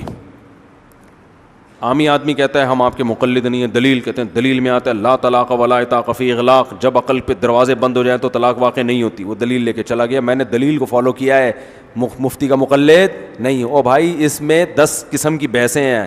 جب آپ شارحین کو اٹھا کے دیکھو گے اغلاق کا مطلب کیا ہے, پھر دوسری جو حدیث آتی ہے لا قیلولۃ فی الطلاق والی حدیث, تو یہ پوری ڈیٹیل جب اس کے سامنے آئے گی اور اس کے بعد وہ فیصلہ کرے گا تو ہم کہیں گے یہ کس کو فالو کر رہا ہے, دلیل کو. یہ پوری ڈیٹیل اس کے سامنے نہیں ہوتی, وہ حدیث کے ریفرنس کو دیکھ رہا ہوتا ہے بس. تو یہ تو پوری ڈیٹیل جو میں نے ابھی بتائی ہے یہ اس کے سامنے آئے گی, پھر بھی اس کو وہ کنفیوز, بہت سے لوگوں کو ہو سکتا ہے اب بھی سمجھ میں نہ آ جاؤ, تو اس کے پاس یہی راستہ ہے کہ کسی بڑے مفتی کی رائے کو کیا کر لو, بھائی وہ مجھ سے زیادہ حدیث کو سمجھتا ہے, اس سے زیادہ وہ کر نہیں سکتا. اور اللہ نے قرآن میں کیا فرمایا, فاتقوا اللہ ما استطعتم, جتنی استطاعت ہے اتنا شریعت کو فالو کرو. تو عامی آدمی پھر اگر اس میں غلطی بھی ہو گئی تو اللہ کیا کرے گا, معاف کرے گا. وہ کہہ دے گا اللہ میں تو عالم بھی برحق تھے اور کوئی بدعتی بھی نہیں تھے, علم بھی پختہ تھا, اور وقت کے بڑے علماء نے اعتماد بھی کیا تھا ان کے اوپر, اور لوگ ان کو برا بھی نہیں کہتے تھے جو علماء ہیں, اور متقی بھی تھے, تو میں نے ان سے فتویٰ لیا, میں کیا کر سکتا ہوں. تو اللہ معاف کر دے گا, کیونکہ حدیث میں آتا ہے اذا اجتہد المجتہد فإن أصاب فله أجران وإن أخطأ فله أجر واحد. مجتہد جب اجتہاد کرتا ہے تو درست نتیجے تک پہنچے تو 2 اجر, اور درست نتیجے تک نہیں پہنچے تو بھی ایک اجر ملتا ہے, غلطی پر بھی اجر ملتا ہے, کیونکہ اس سے زیادہ وہ بیچارے کے بس میں نہیں ہے. تو یہ جو میں نے شراب پی کے ریٹن طلاق کا مسئلہ بتایا, اس میں خود سے نہ کسی کو فتویٰ دے دیں. اگر خدا نہ خواستہ کوئی ایسا واقعہ ہوتا ہے کسی نے نشہ کیا اور نشہ کر کے اس نے تحریری طلاق دے دی ہے, تو باقاعدہ کسی بڑے ادارے سے فتویٰ لیں. اور میں لوگوں سے ایک اور بات کہتا ہوں کہ کسی مفتی جو بالکل الگ سے ہو اس سے فتویٰ نہ لیا کرو, باقاعدہ کسی ادارے سے اس کا تعلق ہو, کیونکہ اس کے پیچھے ادارہ اس کا ذمہ دار ہوتا ہے, وہ ادارہ گواہی بھی دیتا ہے کہ یہ واقعی مفتی ہے. ورنہ آپ کسی انفرادی طور پر کسی کو فالو کر رہے ہو, آپ کو کیا پتہ یہ مفتی ہے بھی کہ نہیں ہے, کیونکہ آج پتھر اٹھاؤ نیچے سے کیا نکلے گا, مفتی. ہر آدمی مفتی بنا ہوا ہے, ہر آدمی مفتی بنا ہوا ہے. تو پیچھے پراپر ادارہ ہونا چاہیے جو اس کی ذمہ داری لے. کہاں سے کہاں بات چلی گئی, تو میں یہ عرض کر رہا تھا کہ تمیز مارکیٹ میں کیا ہوتی جا رہی ہے, شارٹ ہوتی جا رہی ہے. تو کتنا اڑنے کا, انہوں نے کہا بھائی آپ اپنی رائے پہ ان کو فتویٰ دے دیں اگر آپ کو اس پہ اطمینان, مانے گا مجھے تو اس پہ اطمینان ہے, حالانکہ میں تو بہت چھوٹا آدمی ہوں ان کے حساب سے, تو لیکن کتنا بڑا دل. تو یہ چیز اپنے اندر پیدا کریں, اور گھر کے بڑوں کے سامنے بھی, جب آپ کے ابا کوئی بات جذباتی ہو رہے ہیں, کسی بات پہ دلائل دے رہے ہیں, اور آپ کو لگتا ہے کہ ابا کے دلائل کمزور ہیں, تو محبت سے آپ نے ابا کو دلائل سے ایک دفعہ جواب دے دیا, نہیں والد صاحب, ڈیڈی, پاپا دیکھیے یہ یوں ہے, وہ کہہ رہے ہیں نہیں یوں ہے, پھر 2 دفعہ 3 دفعہ ہو گیا, اب چپ, تھوپنا نہیں ہے, نہیں یہ ابا کو تو عقل ہی نہیں ہے یار, ابا کو بات سمجھاؤ ان کو سمجھ میں نہیں آتی. اب غلط بات تھوڑی میں مانوں گا ابا کی, ابا کوئی میں غلط بات, کوئی ناجائز بات ہے نا شریعت کی 100%, وہ تو نہیں مانو, لیکن گھر کے بڑے کے سامنے اپنی رائے کو بولو, چھوڑ دیا کرو. اس میں یہ نہ کہا کرو کہ میں دلیل کو مانتا ہوں کسی کو نہیں مانتا. بھائی جان تھوڑی دیر کے لیے آپ دلائل کو ایک طرف رکھ لیں, ٹھیک ہے دلائل آپ کے مضبوط ہیں, لیکن اس مسئلے کا تعلق حلال و حرام سے نہیں ہے, اس کا تعلق اس سے کہ چاہیے یا نہیں چاہیے, یہ والا کام ہونا چاہیے, یا بارات میں 20 آدمی آنے چاہیے یا 50 آدمی, یہ کوئی حلال و حرام سے اس کا تعلق تو نہیں نا. ابا کہہ رہے ہیں کم بخت خرچہ تو میرا ہوگا, 20 آدمی آئیں گے, بیٹا کہہ رہا نہیں 500 آدمی آئیں گے. ابا ایسے موقع پہ کنجوسی بنتی ہے ہی نہیں. لوگ کیا کہیں گے ہمیں, بھائی چھوڑ دو یار, پہلے ابا کو راضی کرو, لوگوں کو ایک طرف رکھو. تو گھر کے بڑے کے سامنے, ماں کے سامنے, باپ کے سامنے, اسی طرح عورت اپنے شوہر کے سامنے اپنی رائے کو چھوڑ دے نا, تو شوہر کا دل بہت بڑا ہو جاتا ہے, ایسا لگتا ہے جیسے میں بہت عقل مند ہوں, اس کو ایسا محسوس سا ہونا شروع ہو جاتا ہے شوہر کو, کہ آج میری بیگم نے میری بات پہ کہہ دیا کہ میں غلط کہہ رہی ہوں, آپ صحیح کہہ رہے ہیں. وہ خوشی سے مر بھی سکتا ہے کہ اس کا مطلب مان لیا کہ میں کیا ہوں, لیکن لڑ رہے ہوتے ہیں. تو اور آپ بھی بیگم کو کہہ دیا کریں تم صحیح ہو, لیکن اگر دونوں ہی ہٹ دھرم ہیں تو ہتھیار کس کو ڈال دینے چاہیے, عورت کو کہ یار سربراہ ہے گھر کا, بڑا ہے, تھوڑا ادب تمیز کر لو, اس سے کتنے سارے فائدے اٹھا رہی ہوں میں, مان لو, چلو خوش کرنے کے لیے اوپر سے بول دو آپ بہت اچھے ہیں, دل تو نہیں چاہ رہا بولنے کا, لیکن آپ بول دو. میں اس وقت جو چیز کی سب سے زیادہ کمی محسوس کر رہا ہوں گھروں کے اندر, بڑوں کا ادب اور تمیز, خط میٹ کا جواب کس سے دیا جا رہا ہے, پتھر سے, اور اس کو سمجھا جاتا ہے دلائل کو مانتے ہیں ہم, کسی شخصیت پرستی میں مبتلا نہیں ہے. بدتمیزی کو شخصیت پرستی نہیں کہتے, بدتمیزی کو شخصیت پرستی نہیں کہتے. کسی عالم کی بات آئے اور فوراً اس کی بات پہ رد کر دینا کہ دلیل کے خلاف ہے, میں نہیں مانتا. اگر واقعی دلیل کے خلاف ہے تو اس طریقے سے رد مت کرو, اس طریقے سے رد مت کرو. آپ بولو کہ بھائی ہو سکتا ہے ان کے پاس کوئی دلیل ہو, لیکن ہمیں بظاہر یہ والی دلیل صحیح معلوم ہوتی ہے, اور وہ بھی غلط نہیں ہے, ہو سکتا ہے ان کے نظر میں یہ مفہوم ہو. حضرت مولانا شریف تھانوی رحمۃ اللہ علیہ پر کسی نے کفر کا فتویٰ لگا دیا, تو کسی نے کہا حضرت وہ اتنے بڑے عالم ہیں, آپ پہ کفر کا فتویٰ لگا دیا. انہوں نے کہا کہ بھائی وہ میری بات کا انہوں نے یہ مفہوم لیا ہوگا, اور یہ والا مفہوم تو کفریہ ہی بنتا ہے, تو ان میں چونکہ اس طرح کے الفاظ مجھے پورے یاد بھی نہیں, چونکہ غیرت حمیت ان میں کفر کے معاملے میں بہت زیادہ ہے, تو وہ ذرا جذباتی ہو گئے. کیسی اچھی مجھے پورے الفاظ ان کے یاد نہیں ہیں, لیکن انہوں نے اس کی بھی کیا کر لی, تعویل کر لی. تو پازیٹیو سوچ پیدا کرنے کے لیے بڑا قربانی دینی پڑتی ہے, لیکن ایک دفعہ جب پیدا ہو گئی, خدا کی قسم زندگی کا مزہ آ جاتا ہے. ایسے آدمی سے کہ منہ سے پھول جھڑتے ہیں, خیریں پھیلتی ہیں. تو بحث میں ایک دوسرے کی رائے کا احترام, گھر میں بڑے ہیں تو اپنی رائے کو ان کی رائے کے آگے قربان کرو, یہ کرنا پڑے گا آپ کو. اور اس کا پتہ ہے نقد فائدہ کیا ہوگا, کہ جب آپ بڑے ہو جاؤ گے نا تو آپ کے چھوٹے بھی یہی کام کریں گے, گھر میں آپ باپ بن کے رہو گے. اگر آپ نے ابھی اپنے ابا کا باپ بننے کی کوشش کی تو کل آپ کی اولاد نہیں بلکہ آپ کا باپ بنے گی. وہ سمجھتے ہو, اگر خاتون نے ابھی اپنے آپ کو شوہر کا فرما بردار بنانے کی کوشش نہیں کی, اپنے آپ کو ان کا فرما بلکہ شوہر کو غلام بنانے کی کوشش کی, تو آپ کا بیٹا بھی آپ کی بہو کا غلام بنے گا. پھر آپ کیسے کہو گی کہ میری بہو میرے بیٹے کا احترام نہیں کرتی؟ سمجھتے ہو؟ تو یہ مارکیٹ میں یہ ہو رہا ہے, تمیز, احترام, علماء کا احترام کرو, ان کے سب باز کر رہے ہو تو بھائی اپنی رائے کو ان کی رائے کے آگے چھوڑ دیا کرو. ایک دفعہ کیا ہوا, ہمارے ایک استاذ تھے, انہوں نے ایک مسئلہ بتایا اور اس پہ دلائل بھی دیے, تو فوراً کسی نے ایک بڑے بزرگ کا نام لیا کہ وہ تو اس کے خلاف کہتے ہیں. آپ نے دلائل کے انبار لگا دی, وہ تو اس کے خلاف کہتے ہیں. اب یہ ایسے تھا کہ ان کو غصہ آتا اور کہتے ہیں وہ غلط کہتے ہیں, ان کو کیا پتا. ایسے موقع پہ انسان کے منہ سے یہ نکل جاتا ہے. لیکن میں نے دیکھا میرے ان استاذ کو غصہ آیا, انہوں نے کہا میں دلائل پہ دلائل دے رہا ہوں, ایسے موقع پہ نام لے کے یہ کہہ دینا کہ وہ تو اس کے خلاف کہتے ہیں, اس کا مطلب آپ میرے زبان سے ان کی توہین نکلوانا چاہتے ہو. یہ بول دو کہ بھی بعض حضرات تو یوں کہتے ہیں, کیونکہ ایک طرح جذبات میں دلائل کے انبار لگا رہا ہوں اور آپ نے فوراً اس بزرگ کا نام لے کے بول دیا کہ وہ تو یوں کہتے ہیں. تو ایسے موقع پہ انسان جذبات میں کہہ دیتا ہے وہ بزرگ کیا ہیں, غلط ہیں, حالانکہ وہ ان کے بھی استاد تھے اور بڑے نیک ہیں. تو کہا مبہم رکھ کے بات, ایسے موقع پہ کیا کرنا چاہیے, مبہم بات کرنی چاہیے کہ بعض حضرات یہ کہتے ہیں, تو بعض کو تو لگاؤ, بعض میں تو کوئی بھی ہو سکتا ہے نا. تو یہ تمیزیں نہ گھر میں سکھائی جا رہی ہیں, تمیز سے ہے ہی نہیں, بولتے اتنا چیختے ہیں, گھر میں کوئی آرام سے بات نہیں کرتا یار, جب بولے گا چیخ کے بات کرے گا, ایسے. کوئی باپ گھر میں چیخ کے بات کر رہا ہوتا ہے, وہ کہتے ہیں میری اولاد چیختی ہے. بھائی آپ کی اولاد اس لیے چیختی ہے کہ آپ گھر میں بیگم پہ صبح شام چیختے رہتے ہیں.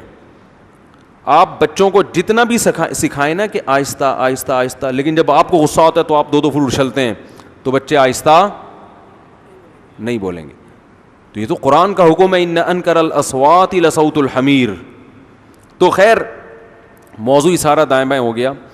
تو میں یہ عرض کر رہا تھا کہ قرآن مجید میں اللہ تعالیٰ نے نبی کو حکم دیا کہ ان سے کہہ دیجئے میری اس دعوت میں کوئی لالچ نہیں ہے. تو جو بات میں کر رہا تھا, دعوت میں نہ پیسوں کی لالچ ہونی چاہیے, نہ عزت مطلوب ہو, نہ اپنے آپ کو اونچا دکھانا مطلوب ہو. دعوت جھک کے دی جاتی ہے. دیکھو تبلیغی جماعت اتنی کامیاب کیوں ہے, اتنی کامیاب, حالانکہ ایک پیسہ بھی نہیں ملتا, کھانا چائے نسوار پان گٹکا سب اپنے خرچے پہ. جب آپ ایک سال جنگلوں میں پیدل لگا کے آؤ گے تو کوئی ایئرپورٹ پہ پھول لے کے کھڑا ہوا نہیں ہوتا ہے بھائی. نہ دفتر میں کوئی انکریمنٹ لگ جاتا ہے, نہ گورنمنٹ کی طرف سے کہ ماشاء اللہ, چونکہ ان کے کوئی سرٹیفکیٹ بھی نہیں ملتا. آپ بتاؤ میں سال لگا کر آئے ہوں, وہ اگلا کیا ثبوت ہے, کہ ثبوت تو کچھ بھی نہیں ہے. مدنی مسجد فون بھی کرو گے شاید وہ بھی کہہ لیں ہم تو جانتے ہیں نہیں اس بندے کو ہے کون. کچھ بھی نہیں مل رہا ہوتا, پھر بھی اتنی کامیاب کیوں ہے, پھیلتا ہے جو کام پھیل رہا ہے. وجہ کیا ہے کہ جب یہ دعوت دینے کے لیے جاتے ہیں تو اپنے آپ کو چھوٹا بنا کے, یہ نہیں کہ ہم تیرے کو سکھانے آئے ہیں, تجھے کچھ پتہ وتا ہے نہیں بھائی, ہم سیکھنے آئے ہیں, آؤ مسجد میں بیٹھ کے مذاکرہ ہوگا, ہم بھی سیکھیں گے آپ بھی سیکھیں گے, ہم نے تو خود کلمہ پڑھا ہے تو ہم سیکھنے والے. تو یہ جو سیکھتے سیکھتے اور بھائی اور عزت اور کوئی یار کیا کیا باتیں آتی ہیں دماغ میں کھوپڑی میں. ابھی میں ایک واقعہ سنایا نا, جس نے مجھے سنایا تو بس میں آنکھوں سے ضبط نہیں کر پا رہا تھا. حضرت مولانا طارق جمیل صاحب کا واقعہ ہے. ایک شخص آیا مجھ سے ملنے کے لیے, خواجہ سرا ہے. میں تو پہلی دفعہ زندگی میں کوئی خواجہ سرا مجھ سے ملا. میں سمجھا کہ پراپر آدمی ہے, اتنی بڑی اس کی داڑھی اور رنگ ماشاءاللہ بڑی مردانہ وجہ. لیکن جب بات چیت کا انداز ہوتا ہے تھوڑا سا, وہ ایٹیٹیوڈ سے اندازہ ہو گیا کہ یہ مکمل مرد نہیں ہے. تو اس نے مجھے خود بتا دیا میں خواجہ سرا ہوں. میں نے کہا بھائی ہم سے ملنے کے لیے کیسے آیا آپ, اتنی بڑی داڑھی آپ کی. اس نے اپنا جو واقعہ سنایا نا, میں 3 دفعہ وہ واقعہ سناتے ہوئے رویا ہوں, اور جب وہ سنا رہا تھا اس وقت میرے آنکھوں سے آنسو نکل رہے تھے. اس نے یہ ابھی بھی میرا بیان سنتا ہے وہ. اس نے واقعہ سنایا کہ میں جب پیدا ہوا تھا نا تو میں خواجہ سرا تھا. گھر میں ایسا بچہ پیدا ہو جائے والدین کی طرف سے عزت نہیں ملتی. جب 10-12 سال کا ہوا تو نہ بھائی مجھے عزت دے رہا ہے اور نہ میرا والد مجھے عزت دے رہا ہے. میں بھائی کے ساتھ کہتا ہوں مجھے باہر لے کے جاؤ تو وہ کہتے ہیں لوگ میرا مذاق اڑائیں گے تمہیں دیکھ کے. ظاہر ہے اس کی حرکتیں تھوڑی زنانہ لڑکیوں والی حرکتیں ہوتی ہیں, اور والد بھی کہیں محفلوں میں نہیں لے کے جا رہے, ایک مذاق اڑایا جاتا ہے. کہنے ایک دفعہ میں کہیں گزر رہا تھا تو یہ جو ہوتے ہیں نا خواجہ سراؤں کی پوری ایک جماعت تھی, انہوں نے مجھے پہچان لیا, دیکھا اتنا اچھا, اس وقت نہ اس کی داڑھی اور یعنی اس میں خواتین والی ہی علامتیں تھیں زیادہ, تو انہوں نے مجھے کہہ رہے ہیں اتنی عزت دی, کھانا کھلایا اور اپنے گرو کے پاس لے کر گئے, اور گرو نے کہا کہ تم ہمارے ایجنٹ بن جاؤ, ہم تمہیں پھر ڈانس ماس کروائیں گے, آدھے تمہارے آدھے ہمارے, جو بھی اس کا سیٹ. کہہ رہے مجھے پہلی دفعہ کہیں عزت ملی. تو لیکن میرے ابا کو پتہ چل گیا, تو ابا نے لا کے طبیعت سے کوٹ دیا, ٹھیک ہے نا, کہ دوبارہ ان میں نہیں بیٹھنا. ٹھیک ہے, ہم نے توبہ کر لی, بھائی یہ برے لوگ ہیں, ڈانس ماس اچھی چیز نہیں ہے, ٹھیک ہے. تو اب کیا ہوا, کہتے ہیں کہ پھر جو ہے نا کچھ دنوں میں کہیں کسی سے جھگڑا میرا ہوا کسی بات پہ, تو اس نے انتقام لینے کے لیے شکایت لگا دی ابا کو کہ یہ دوبارہ ان کے پاس گیا, حالانکہ وہ جھوٹی شکایت تھی. اب ابا کو لگا کہ یہ صحیح کہہ رہا ہے جس نے شکایت لگائی ہے, کیونکہ شبہ تو تھا نا ابا کو دوبارہ جائے گا. ابا نے پھر مارا. تو کہہ رہے ہیں میں بول رہا ہوں کہ میں نے یہ کام نہیں کیا, میں نہیں جا رہا ہوں ان کے پاس, میں نہ ناچ گانا سیکھ رہا ہوں, کچھ بھی نہیں.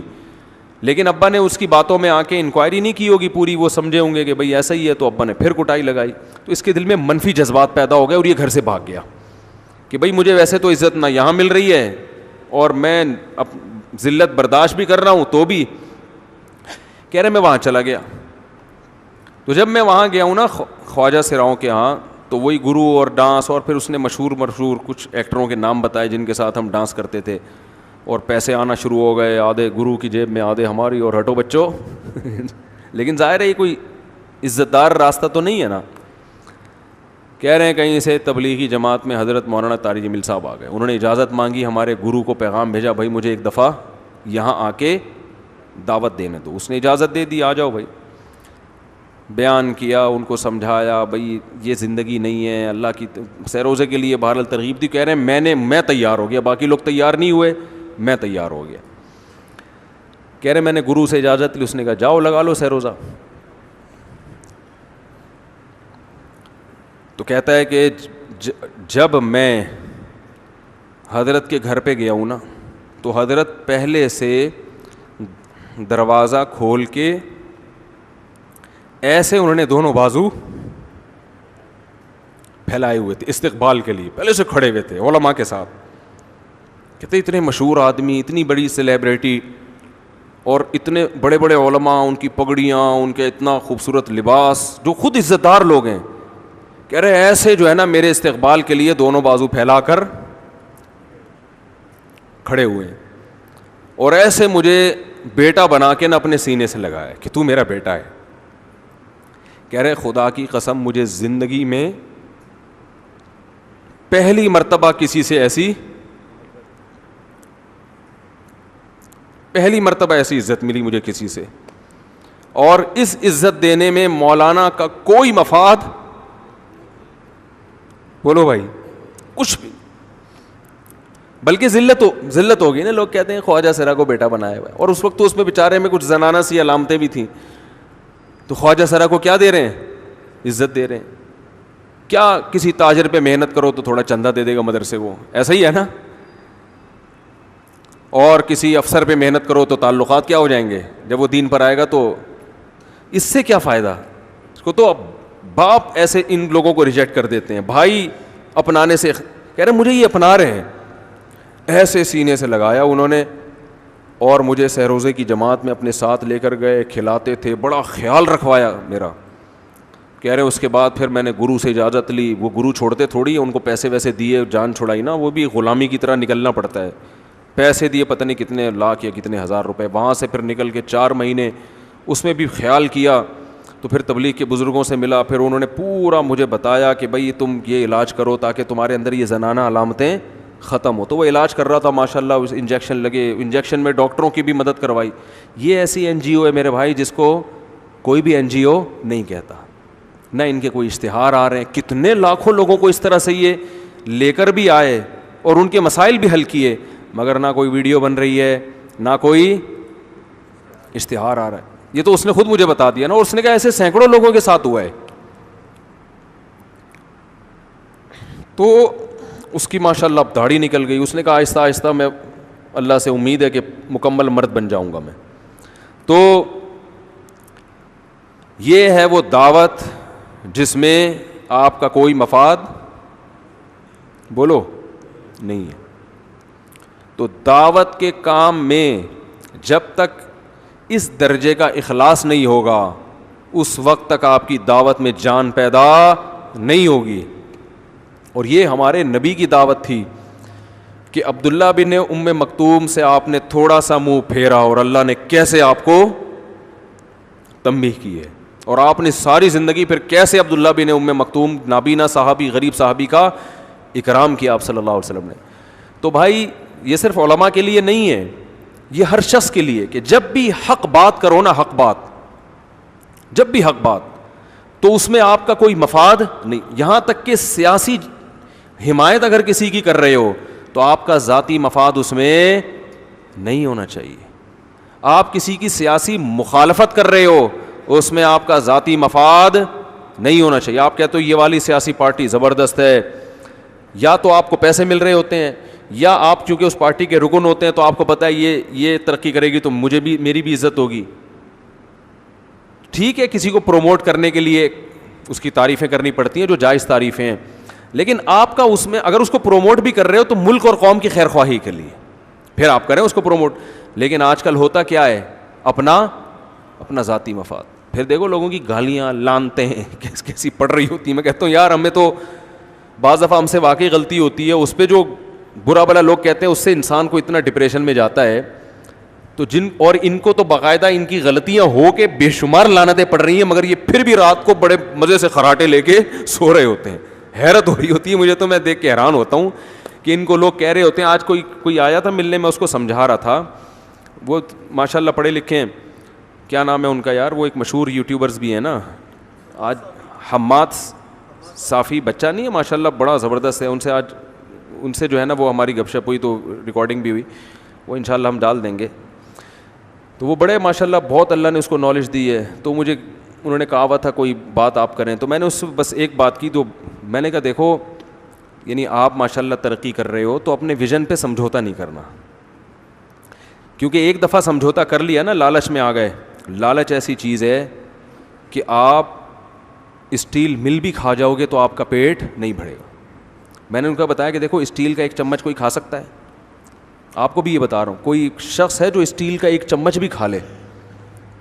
اگر آپ اسٹیل کا ایک چمچ بھی کھا لینا آپ کو الٹیاں ہوں گی, پیٹ خراب, آپ دوبارہ دوسرا چمچ کھانے کی کوشش نہیں کرو گے. مگر ہمارے بعض سیاسی لیڈر ایسے ہیں جو اسٹیل کا ایک چمچ نہیں, اسٹیل کی پوری مل کھا گئے. پھر بھی رات کو ہم تو ایک چمچ کھا لیں تو رات کو نیند کم از کم اس دن نہیں آئے گی. پوری مل جس سے پتہ نہیں کروڑوں چمچ بنتے ہیں, کروڑوں سریے بنتے ہیں, کیا کیا بنتا ہے اسٹیل کے, پوری مل کھائے, ایک دفعہ نہیں کھائی, کئی بار کھا کے بیڑا ہی غرق کر دیا اس کا, مگر ابھی بھی ان کا پیٹ نہیں بھرا. یہ ہے اٹ از کالڈ لالچ اور طمع. جو آدمی اپنے ویژن پہ سمجھوتا کر لینا پیسوں کے لیے, خدا کی قسم پیسے کے پیچھے بھاگتا رہے گا, پیسہ اس کو تھکا دے گا, جائے گا پیٹ میں, پیٹ نہیں بھرے گا اس کا. اس بیماری کی طرح ہو جائے گا جس میں کھاتے رہو مگر پیٹ نہیں بھرتا. اور جس نے قناعت کر لی نا اس کو اسٹیل مل کا ایک چمچ بھی ہضم نہیں ہوگا. وہ کہے گا بھائی یہ میرے کھانے کی چیز نہیں ہے, وہ جائز چیزیں کھائے گا. تو اس لیے اس قرآن کی آیت سے ہمیں جو سبق ملتا ہے کہ دعوت کے کام میں نہ مالی لالچ اور نہ شہرت کا بھوکا ہو انسان. تو یہ صرف علماء کے لیے نہیں ہے, صرف نبی کے لیے نہیں ہے, نبی کے واسطے سے ہم کو بتایا جا رہا ہے کہ آپ جب بھی. اور ایک آخری بات کر کے بیان کو ختم کرتا ہوں, میاں بیوی میں بھی بہت سے جھگڑے اس بیس پر ہوتے ہیں, ساس بہو میں بھی. ساس جب بہو کو نصیحت کرتی ہے تو بہو کو پتہ ہوتا ہے نصیحت نہیں ہے یہ طنز ہے, یہ نصیحت نہیں ہے بلکہ یہ طنز ہے. پھر بہو کو غصہ آتا ہے, ساس کہتی ہے ایک تو اس کو کمبخت کو اس کی غلطی پہ نصیحت کرو, اور اس کو کیا آ رہا ہے غصہ. بھائی آپ کے اسٹائل سے لگ رہا تھا کہ آپ نصیحت نہیں کر رہی. میں ایسے گھرانوں کو بھی جانتا ہوں جس میں 4 5 6 بہویں ایک ساتھ رہتی ہیں, کوئی لڑائی نہیں ہوتی ساس سے. اور ایسے گھرانوں کو بھی جانتا ہوں جس میں ایک ہی بہو ہے اور جینا حرام ہوا ہے, 2 بہویں 3 بہویں حرام. جن گھرانوں میں امن ہے ان میں ہوتا کیا ہے, صاحب نے بتایا کہ میرے 4 5 بیٹے ہیں اور سب کی شادی ہے. میں نے کہا یار آپ کسی کی بھی ساس سے لڑائی نہیں. انہوں نے کہا سب کی ساس سے بنتی ہے. کیسے؟ انہوں نے اپنا اصول بتایا, شیئر کر لینا چاہیے. انہوں نے کہا کہ جب بھی ہمارے گھر میں بہو آتی ہے نا تو میں اپنی بیگم کو سمجھا دیتا ہوں اس پہ طنزیہ لہجہ کبھی بھی نہیں, چاہے کتنی غلط ہو, طنز نہیں کرنا ہے. اب بہویں بھی آج کل مارکیٹ میں ایسے آ رہی ہیں جن کو روٹی پکانا کھانا بہت طبیعت سے آتا ہے, ان کو پکانا بالکل بھی بولو نہیں, کھلا دو آپ کھا جائیں گی, حالانکہ ڈائٹنگ پہ ہوتی ہیں پھر بھی کھا جائیں گی, ٹھیک ہے نا. پکانے کا ان کو پتہ ہی نہیں ہوتا. اب جب سسرال میں گئی تو چلو تم بھی کبھی پکا دو, خود بھی پکا دو, ہمیشہ تو ہوٹل سے نہیں آئے گا تو پکی نہیں رہی. ایکچولی پھر اس پہ شو بھی, ایکچولی اصل میں ہم لوگ تو پیزا اور برگر اور ایکچولی بس مجھے روٹی تو بنتی ہی نہیں ہے, مجھے تو اردو آتی ہی نہیں ہے. تو یہ کوئی کمال کی بات تو نہیں ہے نا, اردو میں اس کا اردو میں کیا کہتے ہیں اس کو, تو یہ کوئی خوشی کی بات تو نہیں. اور اردو نہ آنا یہ کوئی خوشی کی, یہ فخر ہے بھائی, اردو نہیں آتی, ہم اتنے نیک ہیں, ٹھیک ہے نا, ہمیں اردو آتی نہیں ہے. تو کیا ہے, انہوں نے کہا کہ روٹی پکانی نہیں آتی, وہ نہیں آتی نا آج کل لڑکیوں کو, چائے بنانی نہیں آ رہی, وہ یوں. تو کہتے ہیں میں نے اپنی بیگم سے بولا ہوا ہے کہ کسی کو یہ نہیں کہنا ہے کہ تمہیں روٹی پکانا نہیں آتی. یہ کیا پکا دیا, ساسیں کہہ رہی یہ اس کو روٹی بولتے ہیں. تیری پھر پتہ ہے کیا ہے, تیری ماں نے, تمہاری ماں باپ نے تمہیں اتنا بھی نہیں سکھایا, تمہارے والدین نے تمہیں اتنا بھی نہیں سکھایا. یہ بہت نیک ساس جو ہے نا بڑے آرام سے کہے گی تمہارے والدین نے اتنا بھی نہیں سکھایا, اور زیادہ نیک ہوگی تو کہے گی کم از کم تمہارے والدین کو یہ تو سکھا دینا چاہیے تھا. یہ بہت نیک عورت کی بات کر رہا ہوں جو بغیر حساب کتاب کی جنت میں جائے گی, اس کی بات کر رہا ہوں. تانا تو ہو گیا نا, لیکن بڑے آرام سے, وہی والی بات ہے نا, اعصابی کمزوری ہے وہ نہیں, وہ چل رہا ہے بیچارہ دو کہ تمہاری ماں نے تمہیں روٹیاں پکانا تو کم از کم سکھا دینا. چلو میں سکھا دیں, لیکن ماں پہ طنز تو کر دیا نا بھائی, یہ کون سا اتنا بڑا کام ہے یار, روٹی پکانی نہیں آتی, دیکھو شریف ہے, کوئی چور نہیں ہے, ٹھیک ہے نا, شوہر سے وفا کر رہی ہے. تو آپ اس کو بتا دو کہ بیٹا آپ کو ماشاءاللہ بہت سارے کام آتے ہیں, تو اب روٹی پکانا بھی آپ کو آتی ہے, لیکن اور ذرا اچھی آ جائے تو وہ یوں میں بتا دیتی ہوں. یہ سمجھ میں آ رہی ہے بات. پھر دوسروں کے سامنے اس کی تعریف ہو بہو کی, اس کو یہ نہیں کہ اس کو تو روٹی پکانا میں نے سکھائی ہے, اپنے ماں باپ کے گھر سے تو روٹی بھی نہیں آتی تھی. وہ ایک روٹی خدا کی قسم بہو کے دل میں ایسی نفرت پیدا کرے گی. وہ عورت سمجھدار ہوتی ہے کہ تمہارا مقصد مجھے نیچے دکھانا ہے, میری اصلاح کرنا بولو نہیں. پھر وہ ساس بھی طنز, وہ بہو بھی طنز, پھر بہو بھی طنز مارنا شروع کر دیتی ہے. تو اب جب دونوں کے طنز چل رہے ہوتے ہیں نا, تو یہ جو مکھنچو ہے نا, اس کو پتہ ہی نہیں ہوتا کہ غلطی ہے کس کی. وہ کہہ رہا ہے یار وہ بھی صحیح کہہ رہی ہے میری ماں کہ اس کو تو روٹی پکانا نہیں آتی, واقعی نہیں آتی, تو جب نہیں آتی ہے تو اس کو بولنا چاہیے تھا کہ نہیں آتی. یہ کیوں کہہ رہی ہے مجھے آتی ہے, آپ کون, وہ پتہ ہے جواب میں کیا کہتی ہے, آپ کون ہوتی ہو مجھے سکھانے والی. وہ طنز اس لیے کر رہی ہے کہ آپ نے کیا کیا, اس پہ طنز کیا ہے. جب طنز کیا تو وہ پھر تمیز سے نہیں کہے گی آپ میری والدہ محترمہ ہیں.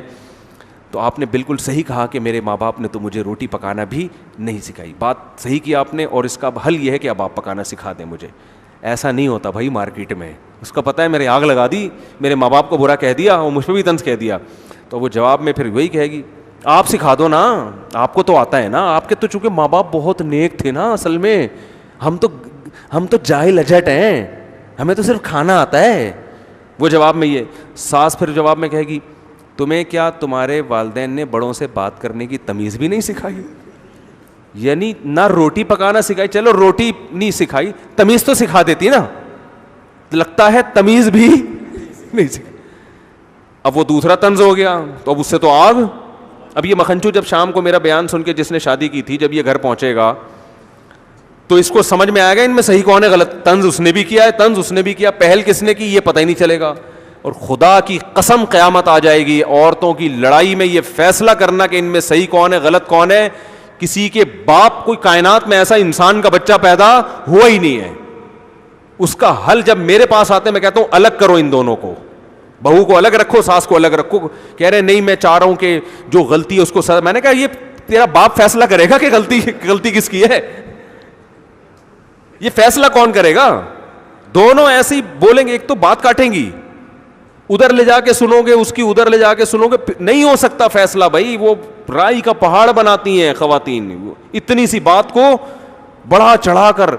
اور پھر ساس بہو میں ایک دفعہ یہ پیدا ہو گیا نا کہ یہ مجھ سے نفرت کرتی ہے, مجھے نیچا دکھانے کی, اور پھر اب تو ہر بات میں یہی ہوگا. اب یہ آٹومیٹک ہو گئے ہیں, ٹھیک ہے, ابھی ایسے جیسے آٹومیٹک گاڑی آپ نے چلا کے چابی اندر بھول گئے, دروازے لاک ہو گئے, اب کھڑے ہو کے دیکھو اب یہ کیا ہو رہی ہے, جا رہی ہے, اب نہیں رکے گی یہ, اب آپ تماشا دیکھو. تو اس لیے میں کہتا ہوں تمیز سے رہنے کا طریقہ کیا ہے, پہلے اپنی بیگم کو بتا دو بہو آ رہی ہے, طنز بالکل نہیں کرنا. نہیں آتی روٹی پکانا تو بولو بھائی کوئی بات نہیں بیٹا, یہ تو ہوتا ہے, ہمیں مجھے بھی نہیں. جھوٹ بول رہا ہے یار تھوڑی دیر کے لیے, بیٹا مجھے بھی نہیں آتی تھی, مجھے میری ساس نے سکھائی. کیا بات ہے, ایسے جھوٹ تو چلتا ہے, یہ تو ثواب ملے گا ایسے جھوٹ پہ. اور یہ 100% جھوٹ بھی نہیں ہے, کچھ نہ کچھ تو سکھایا ہوگا نا اس نے, تو تھوڑا سا بول دو اور وہ بھی اس کو بھی سکھا دو. تو ایسے گھر جنہوں نے شروع میں کنٹرول کر لیا نا, ان کے گھر جنت بنے ہوئے ہیں. 4 5 بہویں ایک ساتھ رہتی ہیں اور کوئی طنز نہیں ہوتا. اور ایسے گھر بھی الحمدللہ ہمارے معاشرے میں تھے کہ 4 بیٹے اور بہویں 6, پھر بھی الحمدللہ وہ چل گئے کسی نہ کسی درجے میں. خیر, تو طنز نہ کرو. طنز سے معاملہ کیا ہوتا ہے, طنز تو جب لڑائی کرنی ہے پھر طنز ہے. وہ بھی ایک موقع آتا ہے کہ جب پھر تانے طبیعت سے دیا کرو. جب پھڈا ہی کرنا ہے, اب توڑنا ہی ہے, تو پھر چلے گا نا طنز. تو حتی الامکان, اسی وجہ سے میں اس کا بالکل قائل نہیں ہوں جوائنٹ فیملی کا اس زمانے میں, کیونکہ پتہ ہی نہیں چل رہا ہوتا. جو مظلوم ہوتی ہے وہ ظالم بنی ہوئی ہوتی ہے, جو ظالم ہوتی ہے وہ مظلوم بنی ہوئی ہے, تو پتہ ہی نہیں چل رہا ہوتا. بھائی تمیز سے الگ رکھو, اماں کو ملاؤ, جیسے ہی لڑنے لگو بولو اماں آپ کا گھر وہ ہے, آپ کا گھر وہ ہے. پھر بھی جوائنٹ فیملی ایک اللہ کی نعمت ہے, بشرطے کہ تمیز سے رہیں. تو طنز نہ کرو, نہ شاگردوں پہ طنز کیا کرو, نہ اپنی اولاد پہ طنز کیا کرو. باپ بیٹوں کو سمجھائے تو آرام سے, بیٹا یوں ہوتا ہے ایسا ہے, تو ایسے آرام سے تمیز سے جب سمجھائے گا نا, تو کم از کم بیٹا محسوس کرے گا ابا میرے کو کیا دے رہے ہیں, عزت دے رہے ہیں. طنز کرو گے, ہم تو بیٹے کو پھر بھی کہتے ہیں یار باپ طنز بھی کرے برداشت کرو, لیکن آج کل جو اعصاب لوگوں کے کمزور ہیں, گٹکے کھانے والا کہاں برداشت کرے گا, سگریٹیں پی کے گٹکے کا اور بھی بہت کچھ کام ہو رہے ہیں, تو وہ سب کرا کے وہ برداشت کیا ہو گئی, ختم. تو آرام سے تمیز سے ٹھنڈا کر کے آرام سے. ہمارے استاذ نے ایک واقعہ سنایا کہ ایک طالب علم جو تھا نا, پڑھائی میں دلچسپی نہیں لے رہا تھا, پڑھائی میں حالانکہ بہت ذہین تھا. جو معاشرے کی اصلاح چاہتے ہیں نا, ان کا ایٹیٹیوڈ یہ ہوتا ہے, حالانکہ ذہین ہے, پڑھ نہیں رہا. استاذ نے کبھی ایک تھپڑ, کبھی وہاں سے تھپڑ, ابا بھی کوٹ رہے ہیں پکڑ کے اس کو. تو کہہ رہے مجھے بتایا کہ یار اس کو مارتے رہتے ہیں. تو میں نے اس کو سائڈ پہ لے کر گیا. میں نے کہا بھائی پہلی بات میں گارنٹی دیتا ہوں آئندہ تم پہ کوئی ہاتھ نہیں اٹھائے گا. لڑکے کی عمر ہوگی 16-17 سال, بالکل ینگ. کہہ رہے میں نے کہا ہاتھ نہیں اٹھائے گا. تمہیں اتنا شوق ہے پڑھنے کا, تم پڑھتے کیوں نہیں ہو. عزت دی نا اس کو, اور کہا کہ دیکھو جو تمہارے دل میں بات ہے مجھے بتاؤ, میں تمہاری عزت کی بھی حفاظت, تمہارے راز کی بھی حفاظت کروں گا, کیونکہ تم تو بہت اچھا پڑھتے تھے, اچانک کیا ہو گیا تمہیں, کوئی میڈیکلی کوئی پرابلم ہو گئی ہے, کچھ بھی ہو گیا ہے, میں پہلی بات تمہارا راز رکھوں گا, تمہیں ذلیل نہیں کروں گا. تو اس نے کہا کہ مجھے عشق ہو گیا اپنی کزن سے, اور ہر وقت وہ میرے دماغ میں بسی رہتی ہے. واقعہ بھی پرانا, اس وقت موبائلوں کا زیادہ استعمال نہیں ہوتا تھا, اور میرے دماغ میں وہ گھس گئی ہے. مجھے ہر وقت اس کے خیالات آتے ہیں, ہر وقت اس سے ملنے کا شوق. اور میں یہ بات اپنے باپ سے نہیں کر سکتا, کیونکہ ہمارے گھر کا ایسا ماحول نہیں ہے کہ ابا سے کہیں ابا مجھے فلانی سے عشق ہو گیا. ابا کہہ کہ چماٹ لگایا, کم بخت اپنی عمر دیکھ تجھے پڑھنے کے لیے میں نے بھیجا ہے اور عشق ہو گیا, تو مولوی بن رہا, مدرسے کا طالب علم تھا,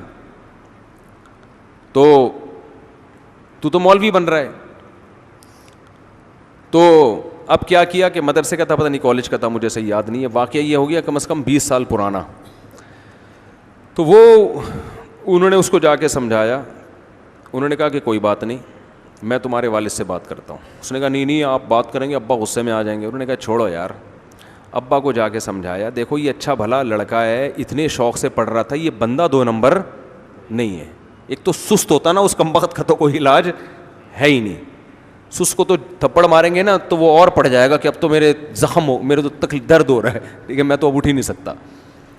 تو اب یہ کہ غلط ہو گیا لیکن عشق ہو گیا ہے, تو آپ اپنے خرچے پہ اس کی شادی کرا دیں وہاں پہ. اگرچہ یہ جاب نہیں کر رہا, لیکن آپ کا بچہ دوبارہ سے پڑھائی میں دلچسپی لے گا, کوئی بڑا ڈاکٹر بن جائے گا, بڑا انجینئر بن جائے گا, کیونکہ سب استاذ اس کی گواہی دے رہے ہیں کہ یہ پڑھنے میں بہت ایکسٹرا آرڈینری ذہین ہے, یہ محنتی بھی اور ذہین بھی. اب فالٹ یہ ہو گیا ہے, تو آپ اپنے خرچے پہ کر دیں. جب یہ کمانا شروع کرے گا تو کھلائے گا نا بیوی کو. کوئی لوفر قسم کا لڑکا تو یہ ہے نہیں کہ آپ کے ذمہ داری پہ چھوڑ کے بھاگ جائے. تو اگر آپ کر لیں تو فائدہ ہوگا. اتنا کہہ رہے ہیں, اس کو سمجھایا, اس کے ابا راضی ہو گئے, ابا نے اپنے خرچے پہ شادی کر لی. کہہ رہے ہیں دوبارہ سے اتنا ماشاء اللہ پڑھ کے دیا, وہ اتنا ذہین, اس کے دماغ سیٹ ہو گیا نا, سیٹنگ پہ آ گیا.